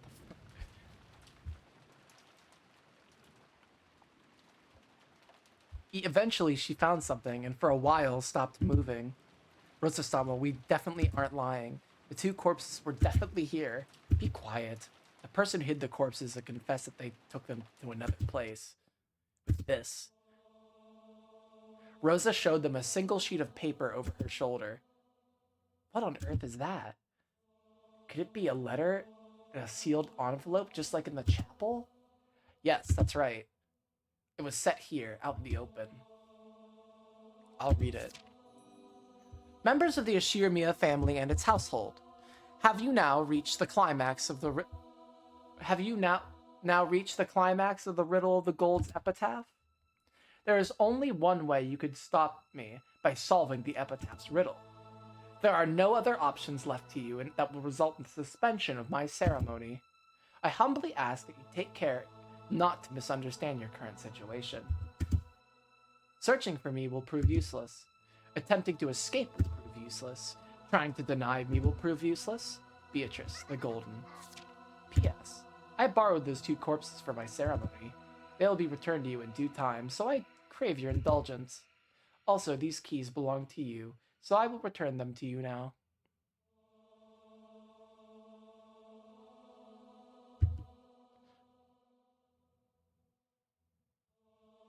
Are they just both Kumasawa's keys? As Rosa read that aloud, the contents of the envelope lay exposed on the palm of her hand. There were 2 master keys. Yeah, Nanjo, or Cannon's and Kumasawa's.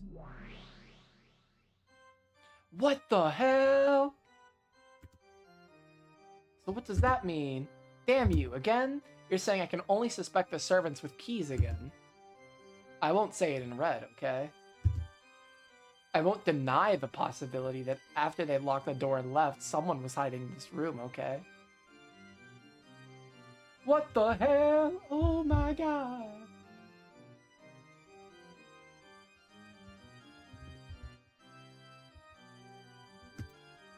Cackle, cackle.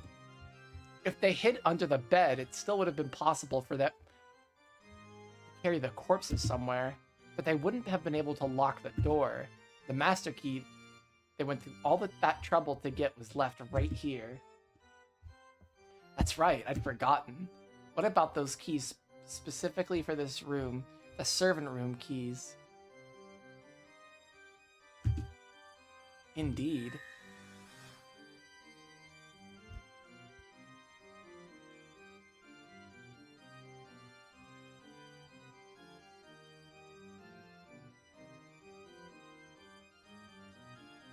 Oh, I never even considered that. Those are kept in the key box in the center of the servant room. There are several servant room keys, but all of those are inside the key box. Am I like midwitting myself for thinking, what if there's just a 19th person with another master key? Am I midwitting like my way through the murder? Which means the situation is exactly the same as at Jessica's room. It's not like the servants would walk around with an unnecessary key when they have those convenient master keys. I can accept that they're all kept in the key box. And the other conditions remain unchanged as well. Entry and exit are impossible except for the single door and the single window. Therefore, hidden doors and irregular methods of entry cannot exist.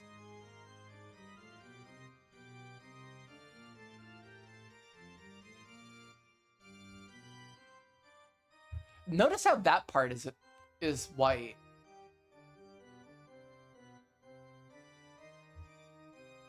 Well, I guess that kind of whatever. Rejoice, great detectives. Cackle. And those were both locked. It really doesn't matter if it's white. Okay, you're right. I'm midwinning it a little too much. The door and the window do not permit.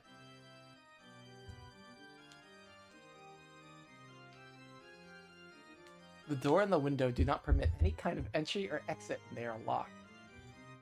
So it wouldn't work to remove the door and make it crack to slide in. What? Oh, I just had a massive brain fart. So it wouldn't work to remove the door and make it a crack and to make a crack to slide in through or anything like that while the lock is still set. And obviously it's impossible to unlock the door without a servant room key or the master key. It's pain of having it's a pain having to read all these aloud all the time, every time. Sooner or later I should think of a word to put all this together and abbreviate it. But you can't repeat that something was hiding in this room. However, that alone won't open the door of a closed room. Ah, damn it. It's useless. It's all useless. Cackle, cackle. What happened to that spinning that chessboard around thing that you're so proud of? Please announce your boastful, strange theory. Spin the chessboard around. I wish I knew how to say that in Japanese. Oh, I didn't know that. That resets the track. Hold up.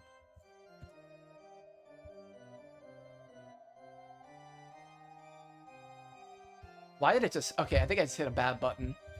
I'm learning up how to say that in Japanese right now. Japanese to... Wait, English to Japanese. English to Japanese. Spin the chessboard around. Chessuban o mawasu. Hell yeah. What would I do if I were the culprit? I carry the corpses off somewhere, I leave a letter, I lock the door from the inside, then I just have to escape this room by some means. Damn it. Is that even possible? I was told and read that you can't get outside except for the door or the window.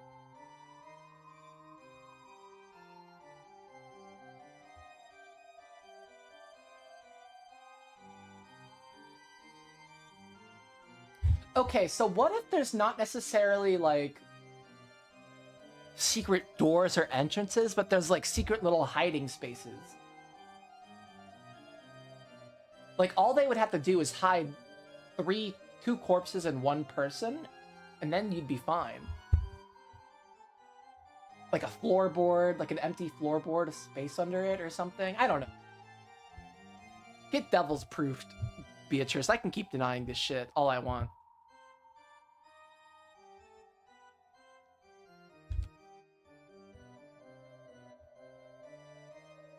I was told and read that you can't get outside except through the door and the window. Ah! At that moment, I got it. That's right. The culprit carried away the corpses, left a letter, and since they didn't use a hidden door, they weren't able to escape. That's it. This isn't a question, it's an answer. Beato, before I ask you to repeat anything, I want to check the definition of hidden doors that you're using. What have you thought of? Very well, I'll explain. A hidden door refers to an entrance or exit that cannot be recognized as such by those who don't know of it beforehand, of course. Even children know that. So in other words, you... Wait, did I just predict Battler's reasoning? So in other words, if you can't get outside the room with it, it isn't... I did predict Battler's reasoning. Let's fucking go. He's like, what if there's like a little hidden cubby space? Oh, so that's your game. I kept thinking there needed to be some... It wouldn't be even that crazy to even assume that Kinzo built this mansion with all this fucking goofy shit to make a murder like this possible in the first place.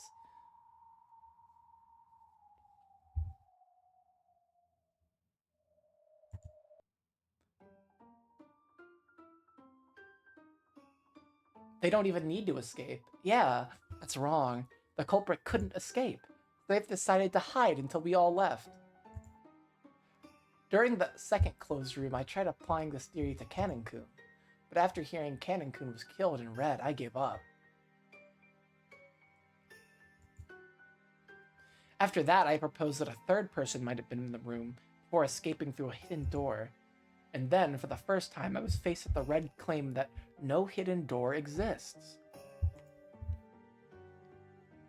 Now, move from there to what I've just learned. The term hidden door refers to things that make it possible to enter or leave a room.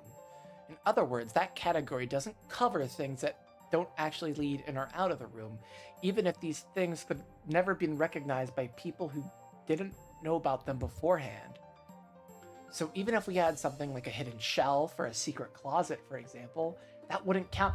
I did predict his fucking argument. I'm so battler pilled. I'm so battler brained. That means that the third person from Jessica's room is hiding here, waiting for us to leave. How pathetic, but it was all just a bit of wordplay. Looks like that technique shouldn't be enough to handle even this third closed room. If there's a hidden shelf under the bed or anything like that, that'd be enough. The culprit's hiding somewhere, waiting for us to leave. The culprit is also trapped in this closed room, even now. Which means, at this very moment, the culprit is still hiding in the servant room, holding their breath. And that means, what the hell? Even though we've been tortured by closed rooms 3 times, at this very moment, we've actually gotten the culprit in checkmate. I'm finally starting to see it. Eat this, Beato. Repeat it. There is no one in this room other than us. By us, I mean George, Maria, Aunt Rosa, Genji, Goda, and Shannon. Got it? What do you think? You can't say it, right? Ho. Ho. I'll bet that hit you where it hurts. If you refuse, then I'll say it. Then say it, damn it. Here comes the next one. Repeat it. I don't know how they're hiding in this room, but if they are, then this solves the second and closed room. Jessica's room. This solves the second closed room, Jessica's room, at the same time. I finally caught her by the tail. With this, I can explain everything. Witches don't exist, and I don't have to suspect anyone. Alright, starting now, I'll spin it around. Now I'll have her repeat that. No one exists in this room except for your group. Your group refers to Battler, George, Maria, Rosa, Genji, Goda, and Shannon. What?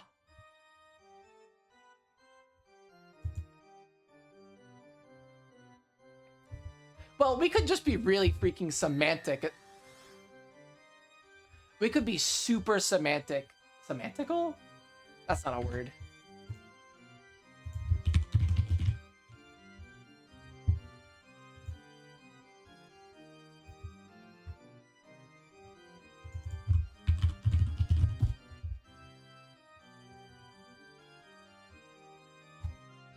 Okay, okay. Yep, I'm getting the thumbs up that semantical is a word. We could just be super semantical about what the definition of a room is and whether or not them existing in a floorboard underneath this room counts as its own separate room or not. Now then we're getting House of Leaves with it, and I really don't want to get House of Leaves with it, because if I start getting House of Leaves with it, I'm gonna lose my freaking mind.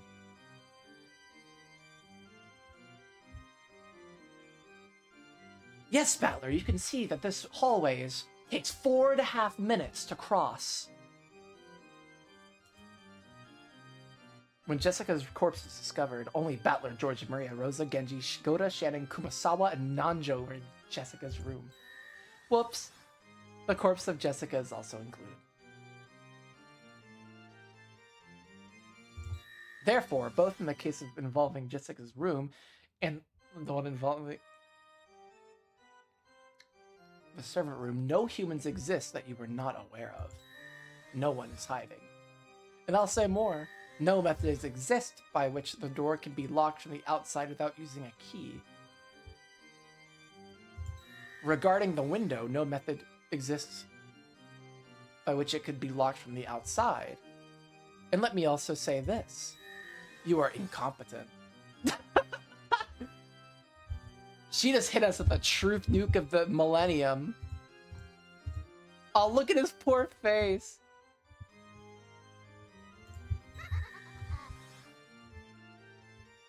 That laughing? Truth nuke. Dumbass. Hold up, I want to go back to the red truths.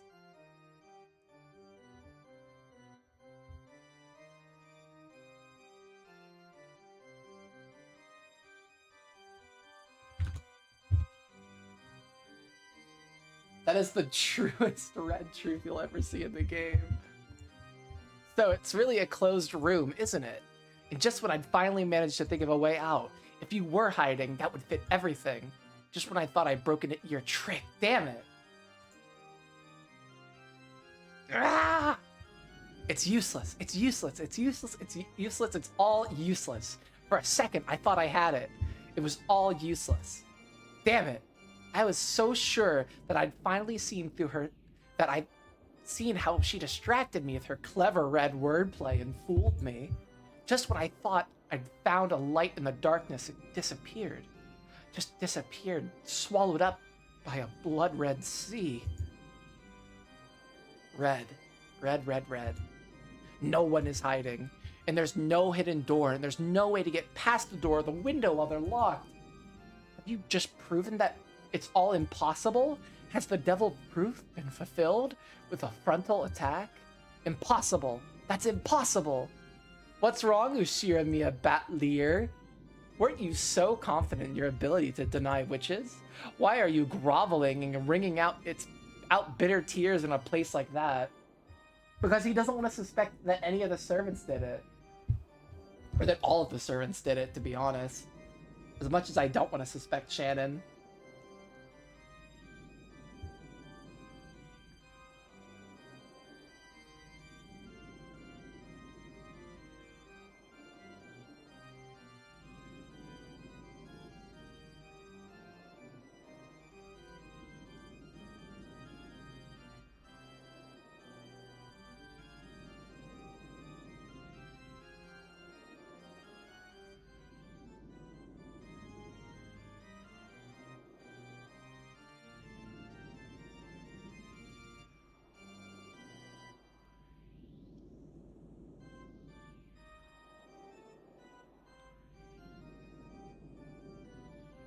I had to tweet.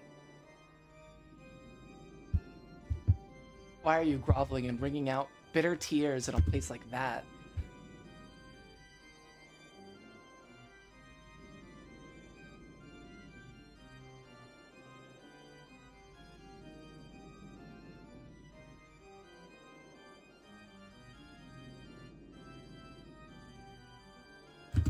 Yes, what a truly splendid tactic. Truly splendid how you're trying to make me fall over and drown in a sea of tears from my own laughter. That is what you're trying to do, right?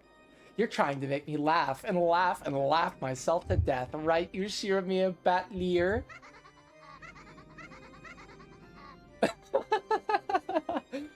Oh, what are you calling magic? I'll definitely prove that witches don't exist. I definitely won't believe in you.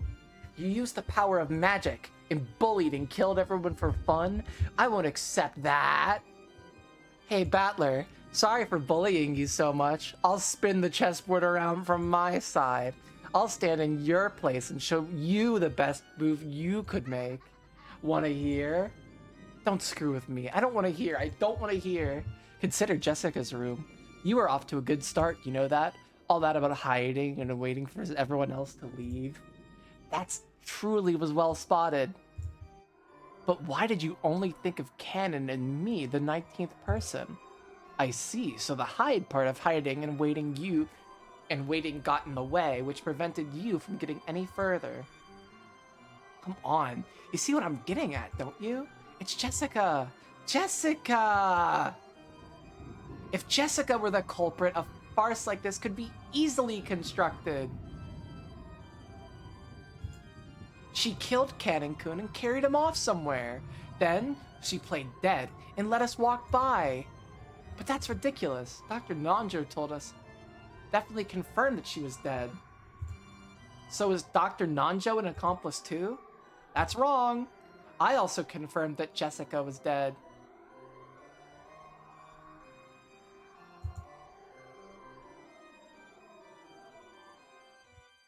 But also, they confirmed it, like, way back up here.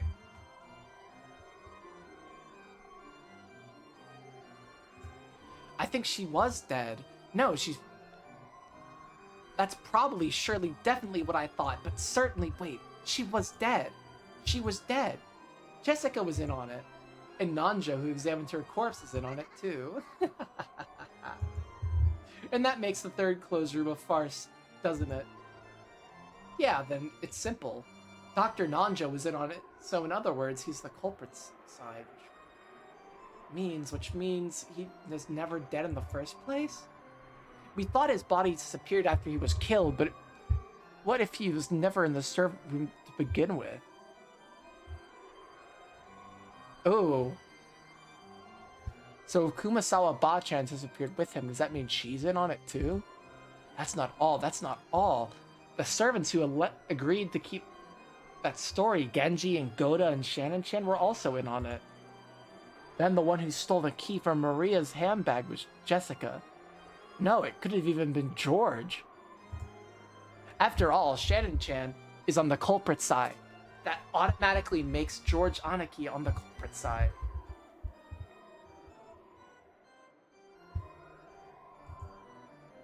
Wait a second. They're all wolves. They're all wolves. Not only am I drowning in an ocean of bright red, there are packs of wolves clambering on the banks whose blazing eyes tell me that they'll eat me if I crawl out. Which way should I die? Everyone is in on it except Battler. They're all pranking him. It's all a huge fucking prank. They're all just really pissed at him because he, like, dipped out of the family for 6 years.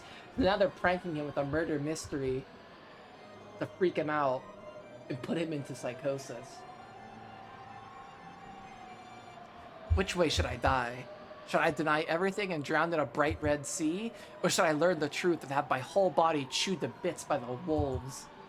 It's either one hell or the other. I can't choose. Gah!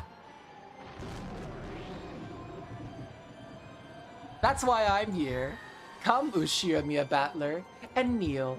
Swear your eternal loyalty and lick my shoes. If you accept me, all of the riddles will be resolved. With my power, any kind of closed room can be created or destroyed. Battler, don't you want to abandon yourself to the joy of surrendering to the one with power?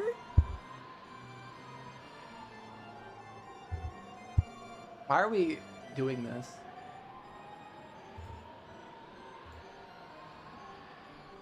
What is this serving? I'll make you my favorite furniture. I'll love you so much and make you my toy until you turn to ashes. Cackle, cackle, cackle. Yeah, yeah, yeah.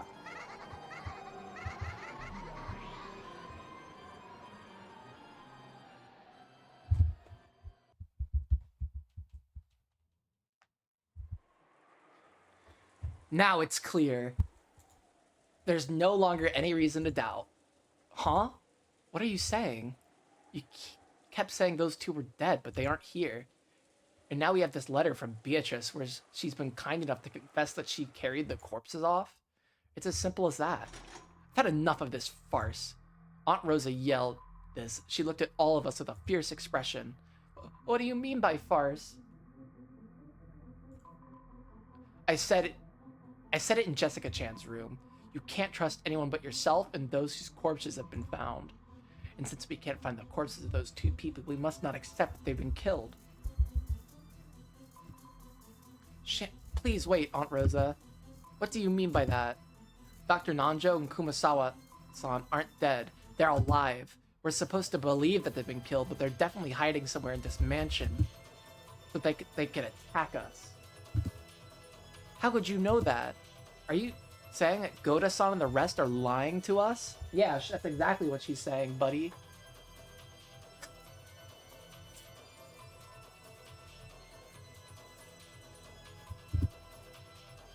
Rosa-sama! I, Goda, know all of the Ushiramiya family's head servants. Oh, head servants. We all swear that nothing of that sort happened.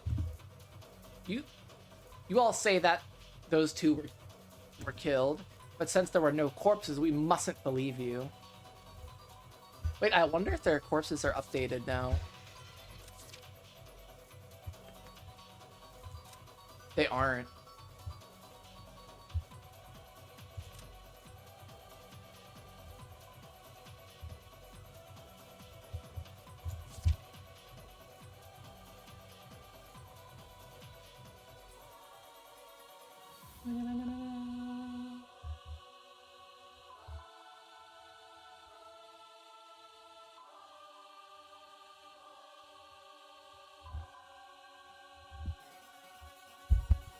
if the gold should... Wouldn't it be fucking such a letdown if the gold was just inside the mansion?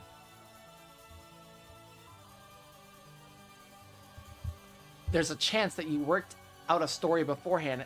You're lying. That's a good way to prove you're innocent. There's a good way to prove your innocence, isn't there? Find Dr. Nanjo and Kumasawa-san's bodies. If you can find them, then maybe I'll start listening to your story. I don't know how.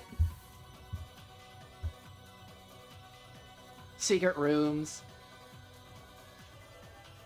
I'm still not even done baking this whole thing about this being a Winchester rifle and baking out with the whole thing about the Winchester family mansion being all like weird and like puzzly and mazy like that with like secret rooms and shit.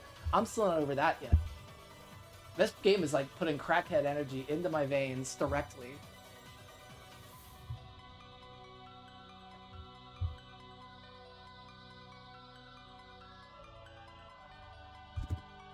But until you do, you cannot deny that you are all wolves. You, and you. I'll bet you were all bought by that witch, that your eyes were blinded with gold.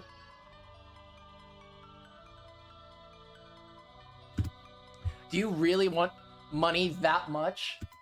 That's right, isn't it? You want to live easy for as long as you live. What value could a life like that possibly have? Rosa-sama, we could have. Be silent. And Shannon, don't get any closer. Think you repay a 10-year-long debt of gratitude with betrayal. I'll pull the trigger without mercy. How? How could you? It's too cruel. Aunt Rosa, that's horrible. A murder occurred in this room. And then the culprit carried the corpses away. All they're doing is honestly reporting what they saw. Ah! Shannon had finally broken down into tears. Poor Shannon. She had sacrificed 10 years to the Ishiramiya family. She had sacrificed 10 of the most brilliant years of her life. She'd believed that she'd been built up by a friendly relationship with Rosa. And this is what she got in return? You can kill a person without using a knife. I don't have to be George Aniki to realize that Shannon-chan had probably been stabbed deep in the heart and that she was shedding tears like blood. Shannon-san, stay back. Rosa-sama, it is true that I, Goda, have not served for many years and that I understand that I have not yet earned your trust. However, could you not believe in Shannon at least? She sacrificed a full 10 years in service to the Ishiramiya family.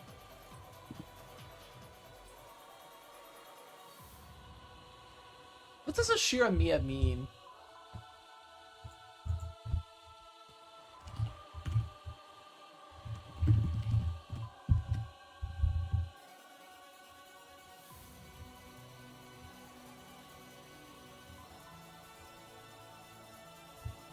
West Generation Palace.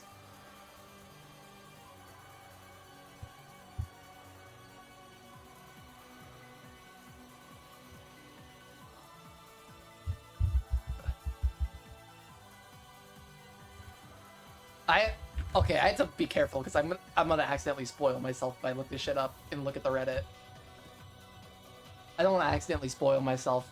I realized I almost did. Oh my god. At the very least, you can't believe in Shannon-san. But I didn't... Even I don't understand anymore. I don't understand. We can't search for an answer without suspecting them. Yet, bit by bit, I'm starting to understand. It's because we've been searching for an answer. That's why everything keeps going wrong. We don't need an answer. There are strange murders committed with the bizarre magic by the 19th person, the witch Beatrice, in accordance with some creepy ceremony.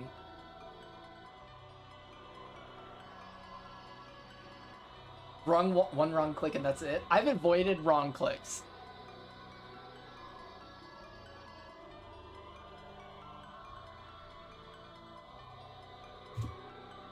Isn't that enough? I don't want to suspect anyone anymore. What if it was Battler? What if he did it? I'm joking. Shannon and Goto-san were protesting their innocence, half crying.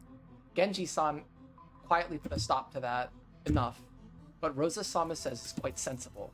Until we find the corpses, we cannot prove Dr. Nanjo and Kumasawa's innocence. That's right. By Rosa-san's arguments that their corpses can be found, then the innocence of those people alone can be proven.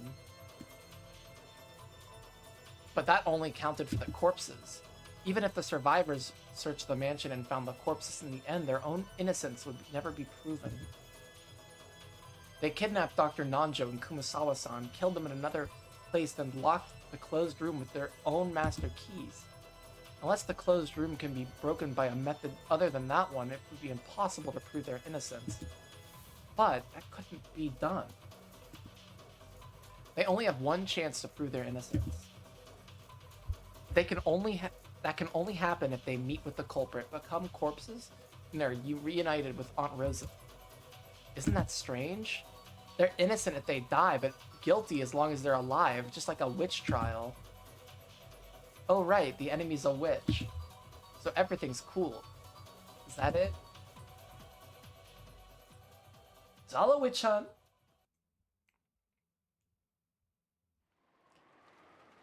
Rosa-sama, we are furniture in service to the Ashiramiya family.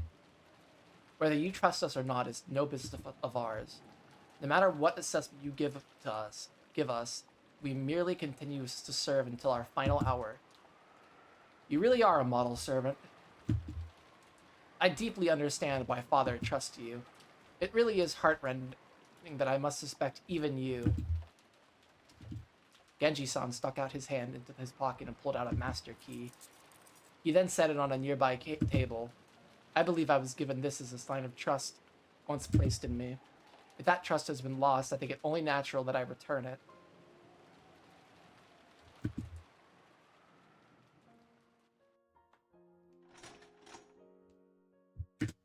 That's a good decision. Those master keys are the main reason you've been suspected several times today. It may seem elementary that letting go one of these keys might clear away suspicion, but I don't think it's a bad thing. You two. Genji-san looked at Goda-san and Shannon-chan. The two of them nodded in their own master keys and set their own master keys on the table.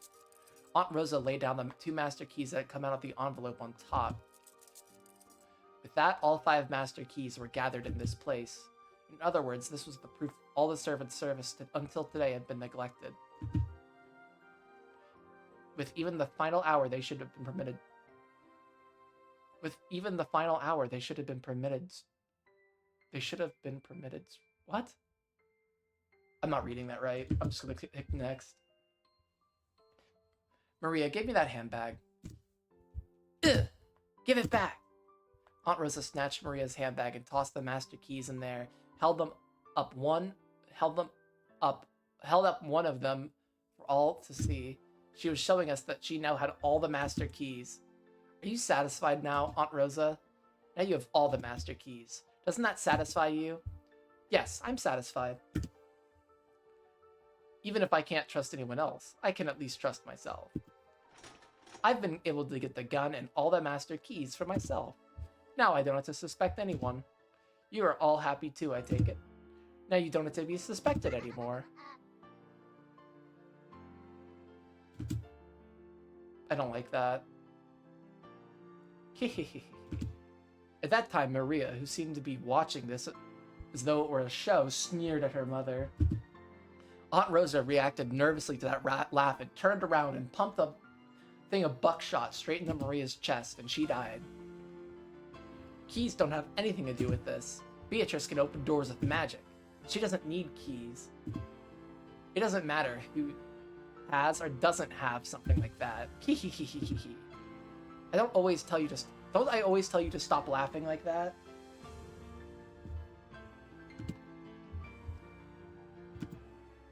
What is it, Battler-kun? I had cut in between the two of them. No, that's not it. I was on my knees hugging Maria's head.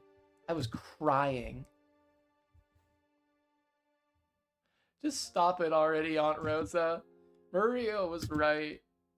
What are you talking about? Maria, I'm sorry for doubting. I'm sorry for not believing. Battler. It was all the witches doing. I think he's playing them. I think he's about to like be like, psych! I can actually prove this is all fucking bullshit. It was all the witches doing. The witches doing. All that stuff about tricks and the closed rooms, it didn't matter. It's just the witch Beatrice actually exists. And she's really a witch. And because I didn't believe, it's been so painful and so sad. You believe in Beatrice? Yes, I believe Beatrice exists. And she's a witch. She uses strange magic.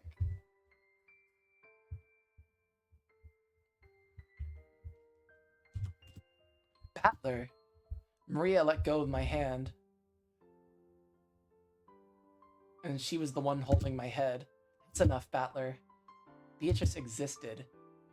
You had so much trouble believing you couldn't see her. Witches exist. They exist. And will come soon. You believed in Beato. So you'll surely be invited to the Golden Land. Very soon now. It will happen very soon. So there's nothing to be afraid of anymore. There's no need to be afraid, okay?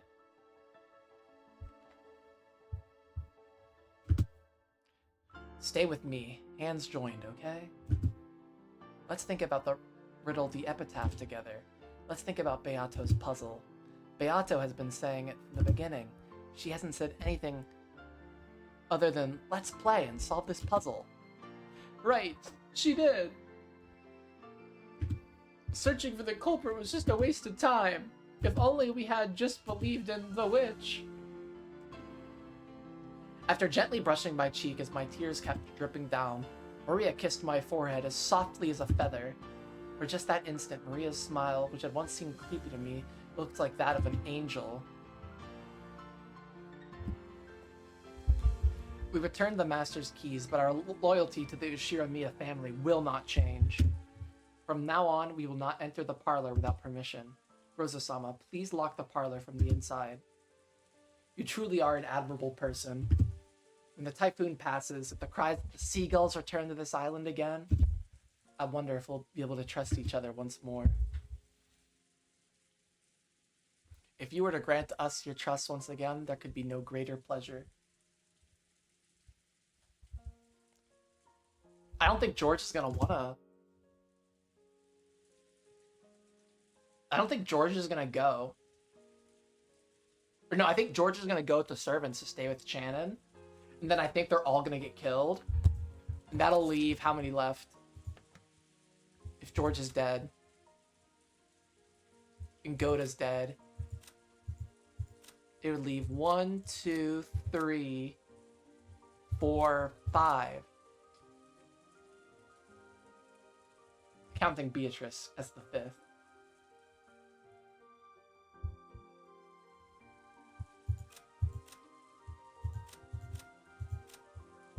Or even 4 people, really.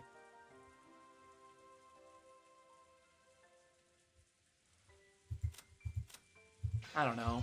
I see. We'll definitely be able to understand each other. When the seagulls cry.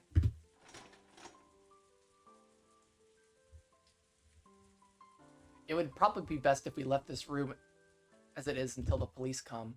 Rosa-sama, if you would please lock it. We will return to the kitchen. If you need anything, please command us at any time. Thank you. If you are a wolf, how shamelessly you speak. And if you are a sheep, then I'm sorry for throwing you into the cage of wolves. Furniture entrusts its fate to the family. If I could regain your trust by giving up this life of mine, I would consider it a great honor.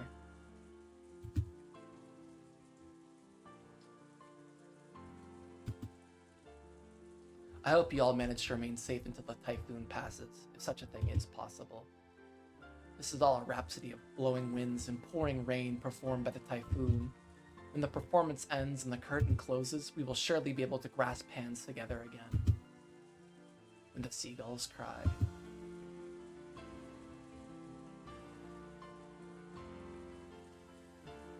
Aunt Rosa nodded in response.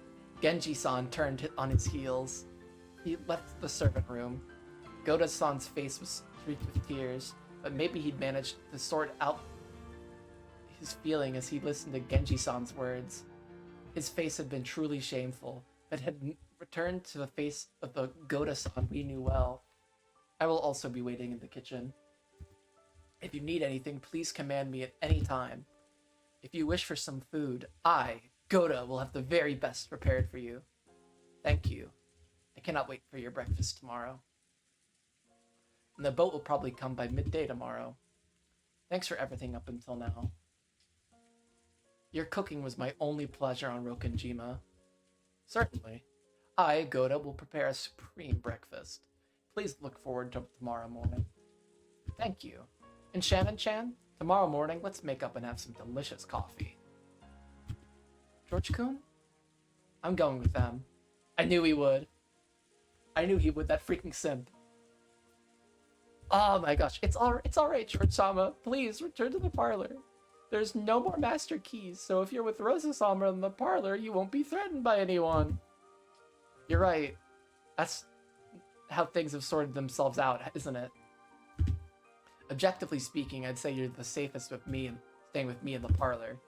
But I won't force you to stay with us, George-kun. You may stay any place you feel is safe. You're already an adult. It's up to you to where and with whom you will spend the time with until tomorrow morning. Damn, there's no way Natsuki would have ever let that shit fly. If this was Natsuki right now, she would friggin' have been like, nope, you're staying here, George. Sorry. I will decide with whom I will spend this night. Aniki, Battler-kun, stay with Aunt Rosa in the parlor. I'm sure you'll be the safest there. Everywhere outside the parlor is dangerous in comparison, so I can't leave her in a place like that alone. It's not like I suspect Shannon-chan and the other servants, or anyone at all. I don't want to suspect anyone.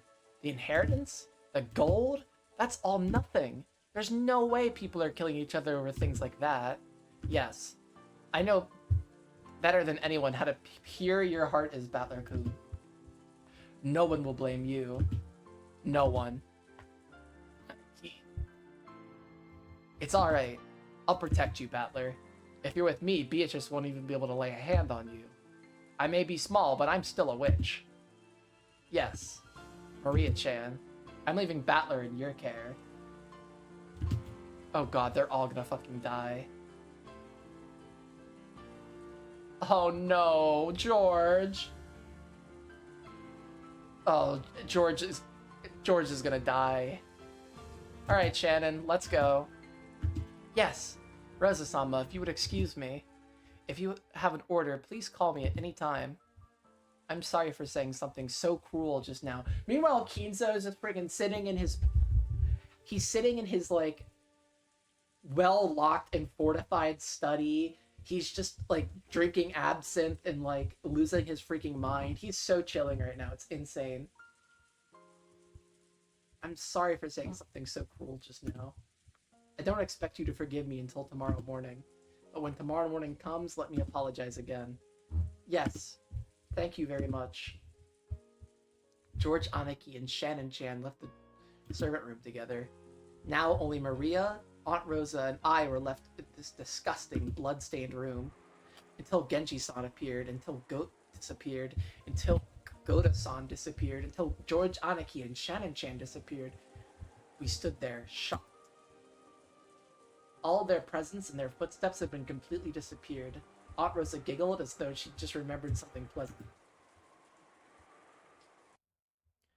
You can't trust them for a moment. That damn furniture. That one sentence made me choke. Why are you saying something like that?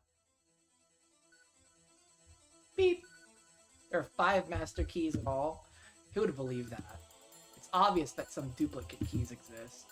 As if we could ever trust them just because they pulled the keys out of their pocket. You don't mean that, right? By setting down those keys, they weren't just letting go of them. You made all their hard work count for nothing, disgraced it, trampled it, and in the end, you made them give up their keys. What's that parting line? They show that they're really willing to go this far, and you still can't trust them? It's too much. It's just too much. I don't think it is. It's a devil's proof. There are 5 master keys in all. It's impossible to prove something like that. You can show me there are 5 master keys by placing them here, but you can't prove that no more than 5 exist. Only a demon or a witch could prove something like that. In red text.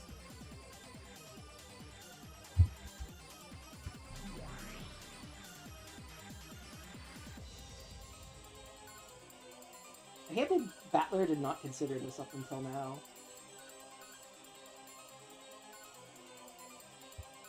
Wah! Stop it already, stop it! Please, Beatrice, show yourself now, and tell Aunt Rosa and the Red that there are only 5 master keys. Please, I'm begging you, this can only be proved by devils, by a witch like you. Please, Beato, show yourself here and tell Rosa that those are the only master keys, and that there's no need to suspect anyone anymore. There are only 5 master keys. There are only 5 master keys.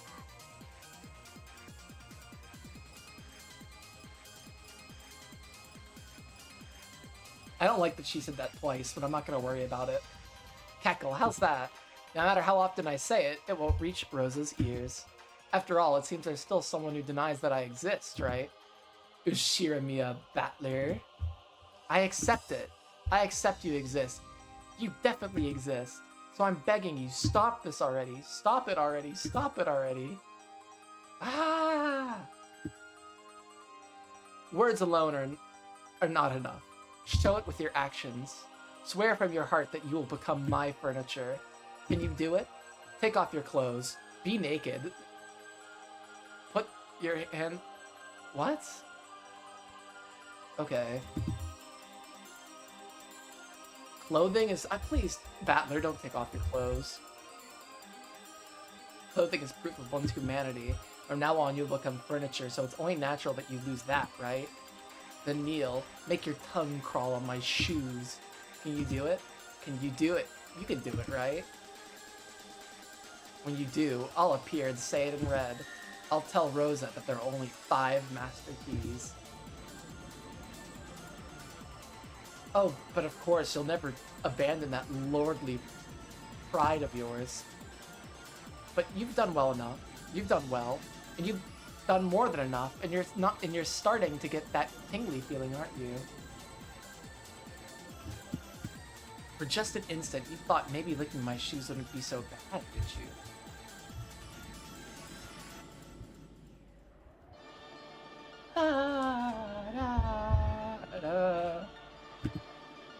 And you immediately denied that and felt ashamed, right?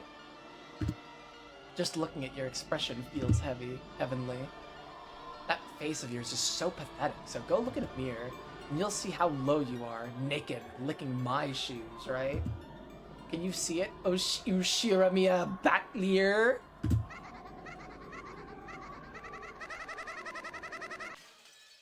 I'm gonna take a break, I'll be right back.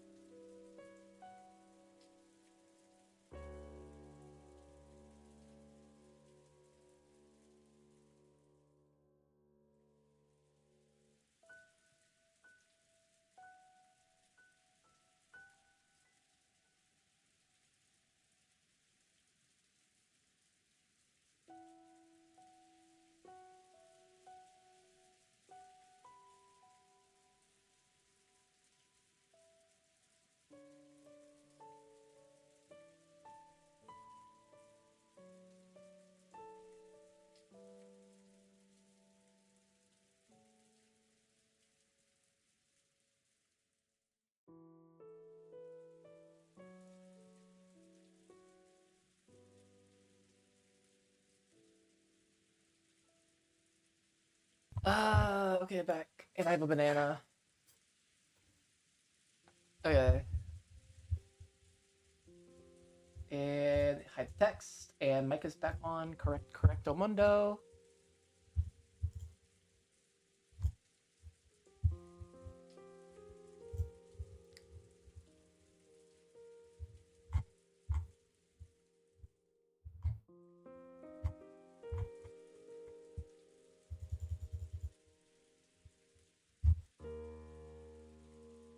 Okay, I gotta.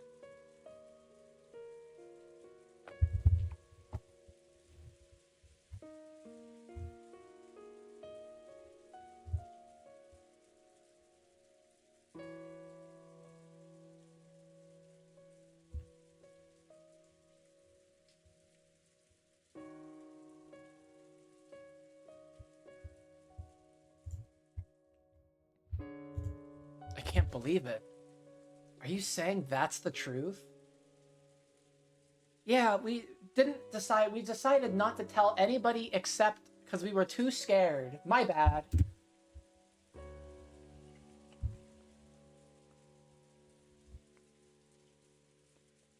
Yes, we've told you everything as we saw it. George folded his arms and started mumbling again.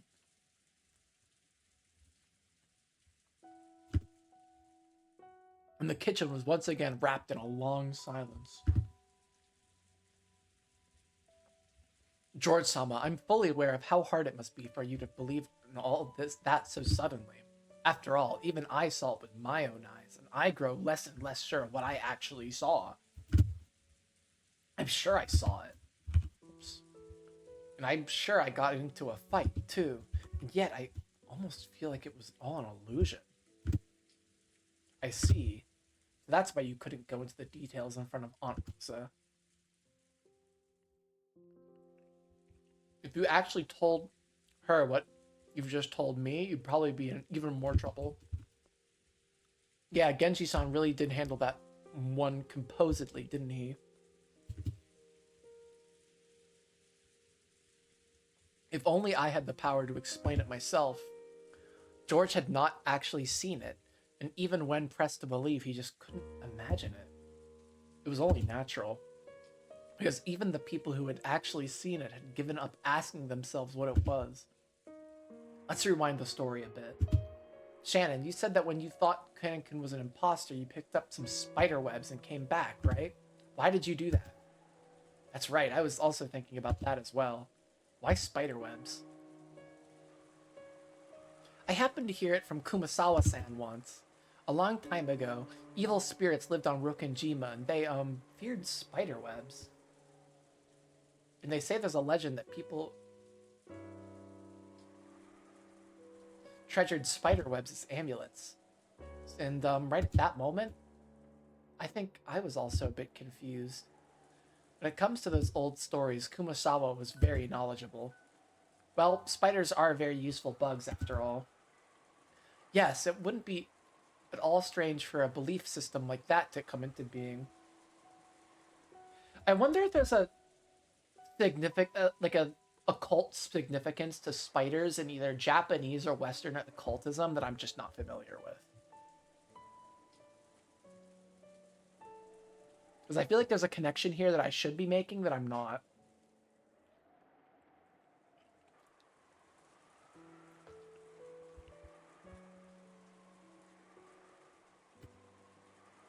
I'm sure that the Torii shrine was suppressing the power of those evil spirits. Because the spirit mirror was broken, that power came back. That power must be what allowed Beatrice-sama to revive. If I weak-hearted as I hadn't done such an outrageous thing. Ah! Shannon, you don't have to worry about that anymore. I don't blame you for it. Since long ago, Shannon had often suggested that there was some kind of occult cause for her meeting with George. After listening to her, George had grown to think that she was being a typical girl, associating love, fate, and chance and miracles. He did think that smashing the spirit mirror offered at the Torii Shrine was taking it a bit far, but he'd laughed it off and forgiven her, thinking of it as just a prank. It showed how serious she was about her relationship with him.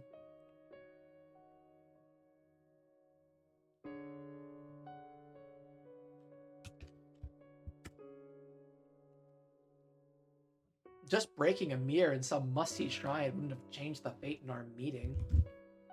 And it would never cause any curse. He tried to cheer her up, saying it was only a musty mirror covered in dust. Ever since I started working on this island, I've heard the story of a spirit called Beatrice-sama from several coworkers. In the beginning, I thought it was ridiculous, but since it would appear indiscreet to say anything out loud, outwardly I conducted myself as though I also believed it. But could it really? She existed. Beatrice-sama was in the mansion all along, but she'd lost her powers and wasn't able to appear before us. She did exist all this time, it's just that we couldn't see her. I'd like to hear Genji-san's opinion.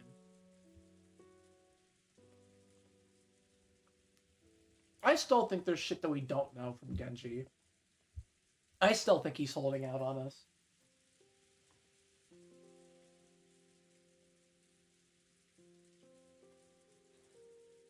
There's something about this one-winged eagle, too.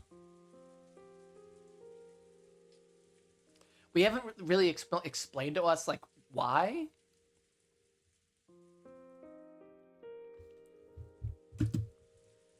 All I want to say is that at that time, there were 5 of us in this room. Then I thought that Ken had returned through the back door. After that, we carried him to the servant room. Something happened, and now Dr. Nanjo and Kumasawa will never come back to us. That is all.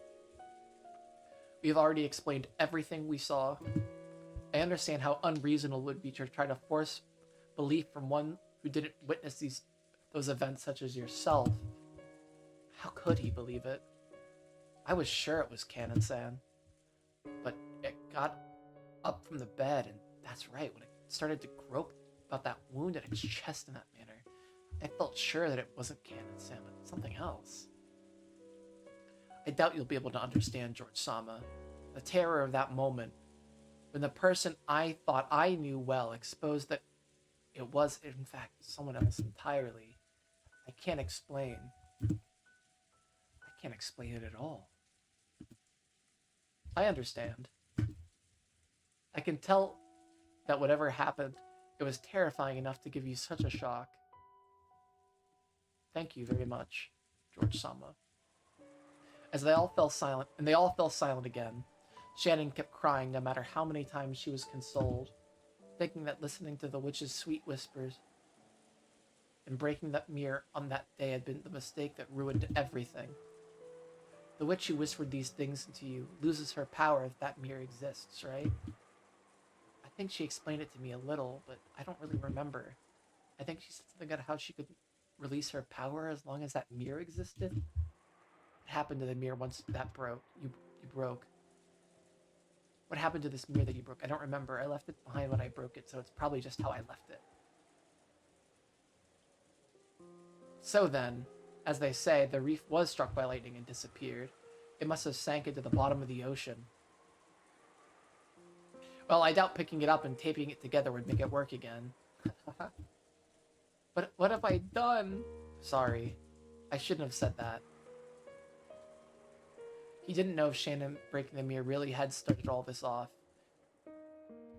Though the servants didn't blame Shannon, they all seemed to believe that her actions had been the root cause. Even now, George wasn't able to go that far.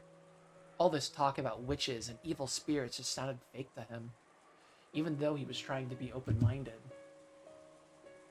Even so, he listened seriously to Shannon's story, trying to find a hint that might relieve at least a little pain in her heart.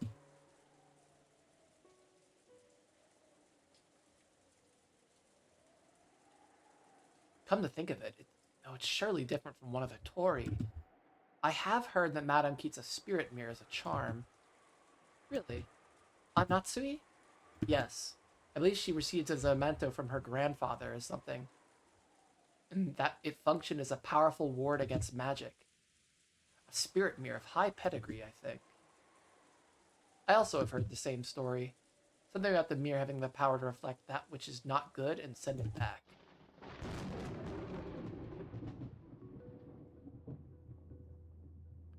If we had that spirit mirror, could we resist Beatrice since she's a witch?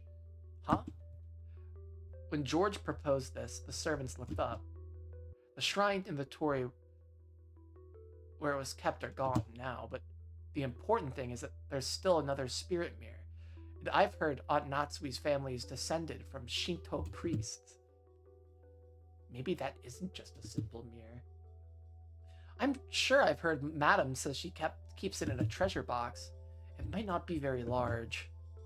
I don't think its size is a problem. Even the mirror I broke was just a small, insignificant looking thing.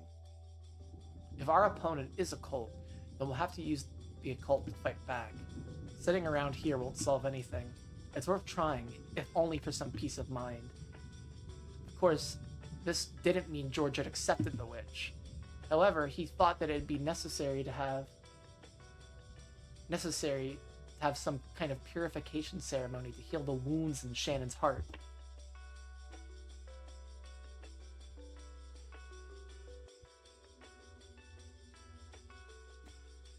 So this story about Natsui's spirit mirror was really convenient. Let's go. I won't say anything crazy like, let's go get it, finish off the witch. However, I think it'd be useful to have some sort of charm that can protect us from her. Maria-chan told me about it earlier, but the door to the grandfather's room was supposed to be able to repel magic, right? That's our grandfather for you. It means he was pretty good on defense when it came to the occult. Let's go. It's Aunt Natsui's room. But I think Madame's room is locked. We returned the master keys to Rosa-sama. And even the key box in the servant room is now locked away. In that case, Aunt Natsui should have had a key on her person. Aunt Natsui's corpse should still be in the chapel. We probably shouldn't be disturbing it before the police come, but we can give a full explanation later. However, the entrance to the chapel is also locked. Yoda-san, you can't break a single glass window with your physical strength. You could smash it with a nearby rock. Would that really be okay to break the window of that important chapel? When Grandfather gets mad at us, I'll take responsibility. From the beginning, I've been ready to fight the whole Ushiramiya family today. I've got to get them to accept my engagement to you. So I've been prepared from the start. Let's break the glass. Then let's borrow the key from Aunt Natsui's corpse. George's announcement that he'd taken responsibility to give his servants a great deal of courage. God, George is such a main man. Shannon and Goto looked at each other, then looked at George's face again. Grandfather knows everything about the occult. I'm sure he'll understand if it's the power of Aunt Natsui's spirit mirror we're talking about. Don't worry, he won't get mad at you. I wonder if Madame's mirror will really be able to seal Beatrice-sama once again. I don't know, but I think it's worth trying. So let's go. It's getting darker and darker outside. Quickly. Shannon, get a flashlight. Goda-san, find something that looks like it can break the glass. Sorry, Genji, but could you be on umbrella duty? Yes, sir! The servants who had been rejected by Rosa gained a new master and started the move. George, who was normally calm and gentle, was now radiating dignity. Shannon checked the emergency flashlight, just in case she changed the batteries. Goda was testing several heavy-looking cooking tools. Normally, a highly praised chef wouldn't want to use them for something other than their intended purpose. But now he was frantic to fulfill the orders of the one he accepted as his master. After some worrying, he took a large, thick-feeling frying pan. That could do it. Cast iron. Hell yeah. Genji removed several umbrellas from the umbrella stand in the corner near the kitchen door. He took 3 of them. Genji-san? I cannot go with you.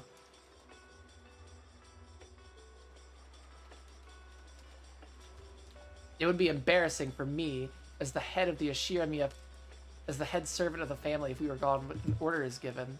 But Genji-san, even you must understand how dangerous it must be to be alone in this mansion right now. I cannot go. I must remain here so that the master can call for me at any time. Genji-sama, go and obey George-sama. Be careful not to make any blunders. Goda, I'm counting on you to set an example.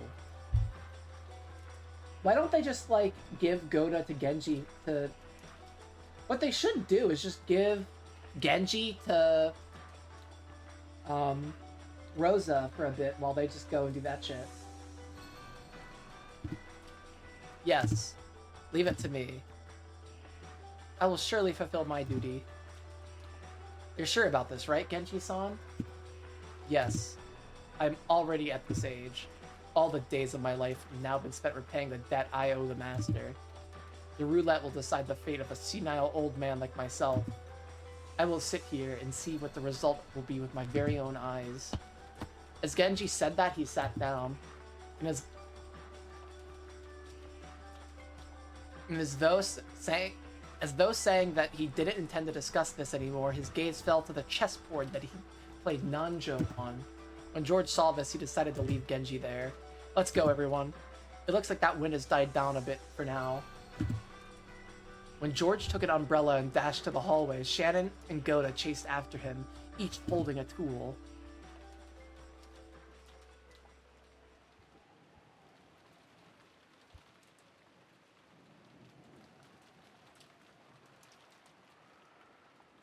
After they flew out of the room, Genji quietly stretched his hand out on the side of the chessboard.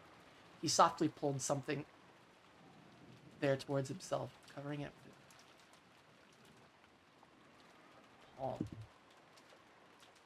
Genji killed his breathing even more than before. As he did, something flashed gold. From inside an ice pail set on the counter, a small gold butterfly appeared, softly and silently. It was almost as though it had seen George and the rest off and was trying to secretly chase after them. It happened in an instant. The elegant gold butterfly...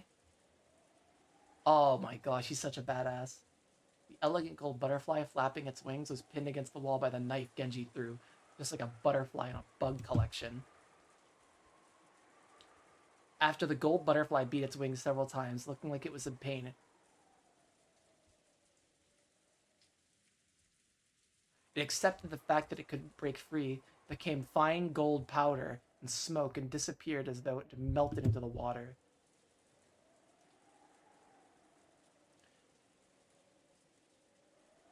Genji still gazed down at the chessboard as though nothing had happened. Maybe he would make a brilliant move very soon. But no matter what move he made, his opponent would not be able to respond for all eternity. Even though he knew that, Genji searched for a brilliant move. It must have been the perfect way to kill time during the short period before some fate would be given to him. He didn't know what the result of the roulette would bring about, but that decision would be made very soon. No one could interfere with a tumbling roulette ball. Yeah, I think he does know shit we don't know.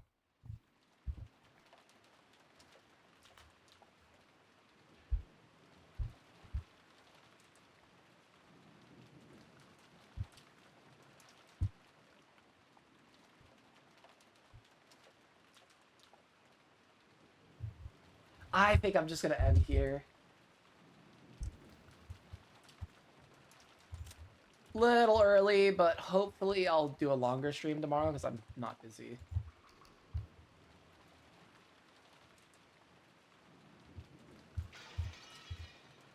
And I definitely am gonna try to finish Act 2. Yeah, see ya. I hope I can finish Act 2, Episode 2 tonight, or tomorrow. That would be very cool if I could do that. Peace.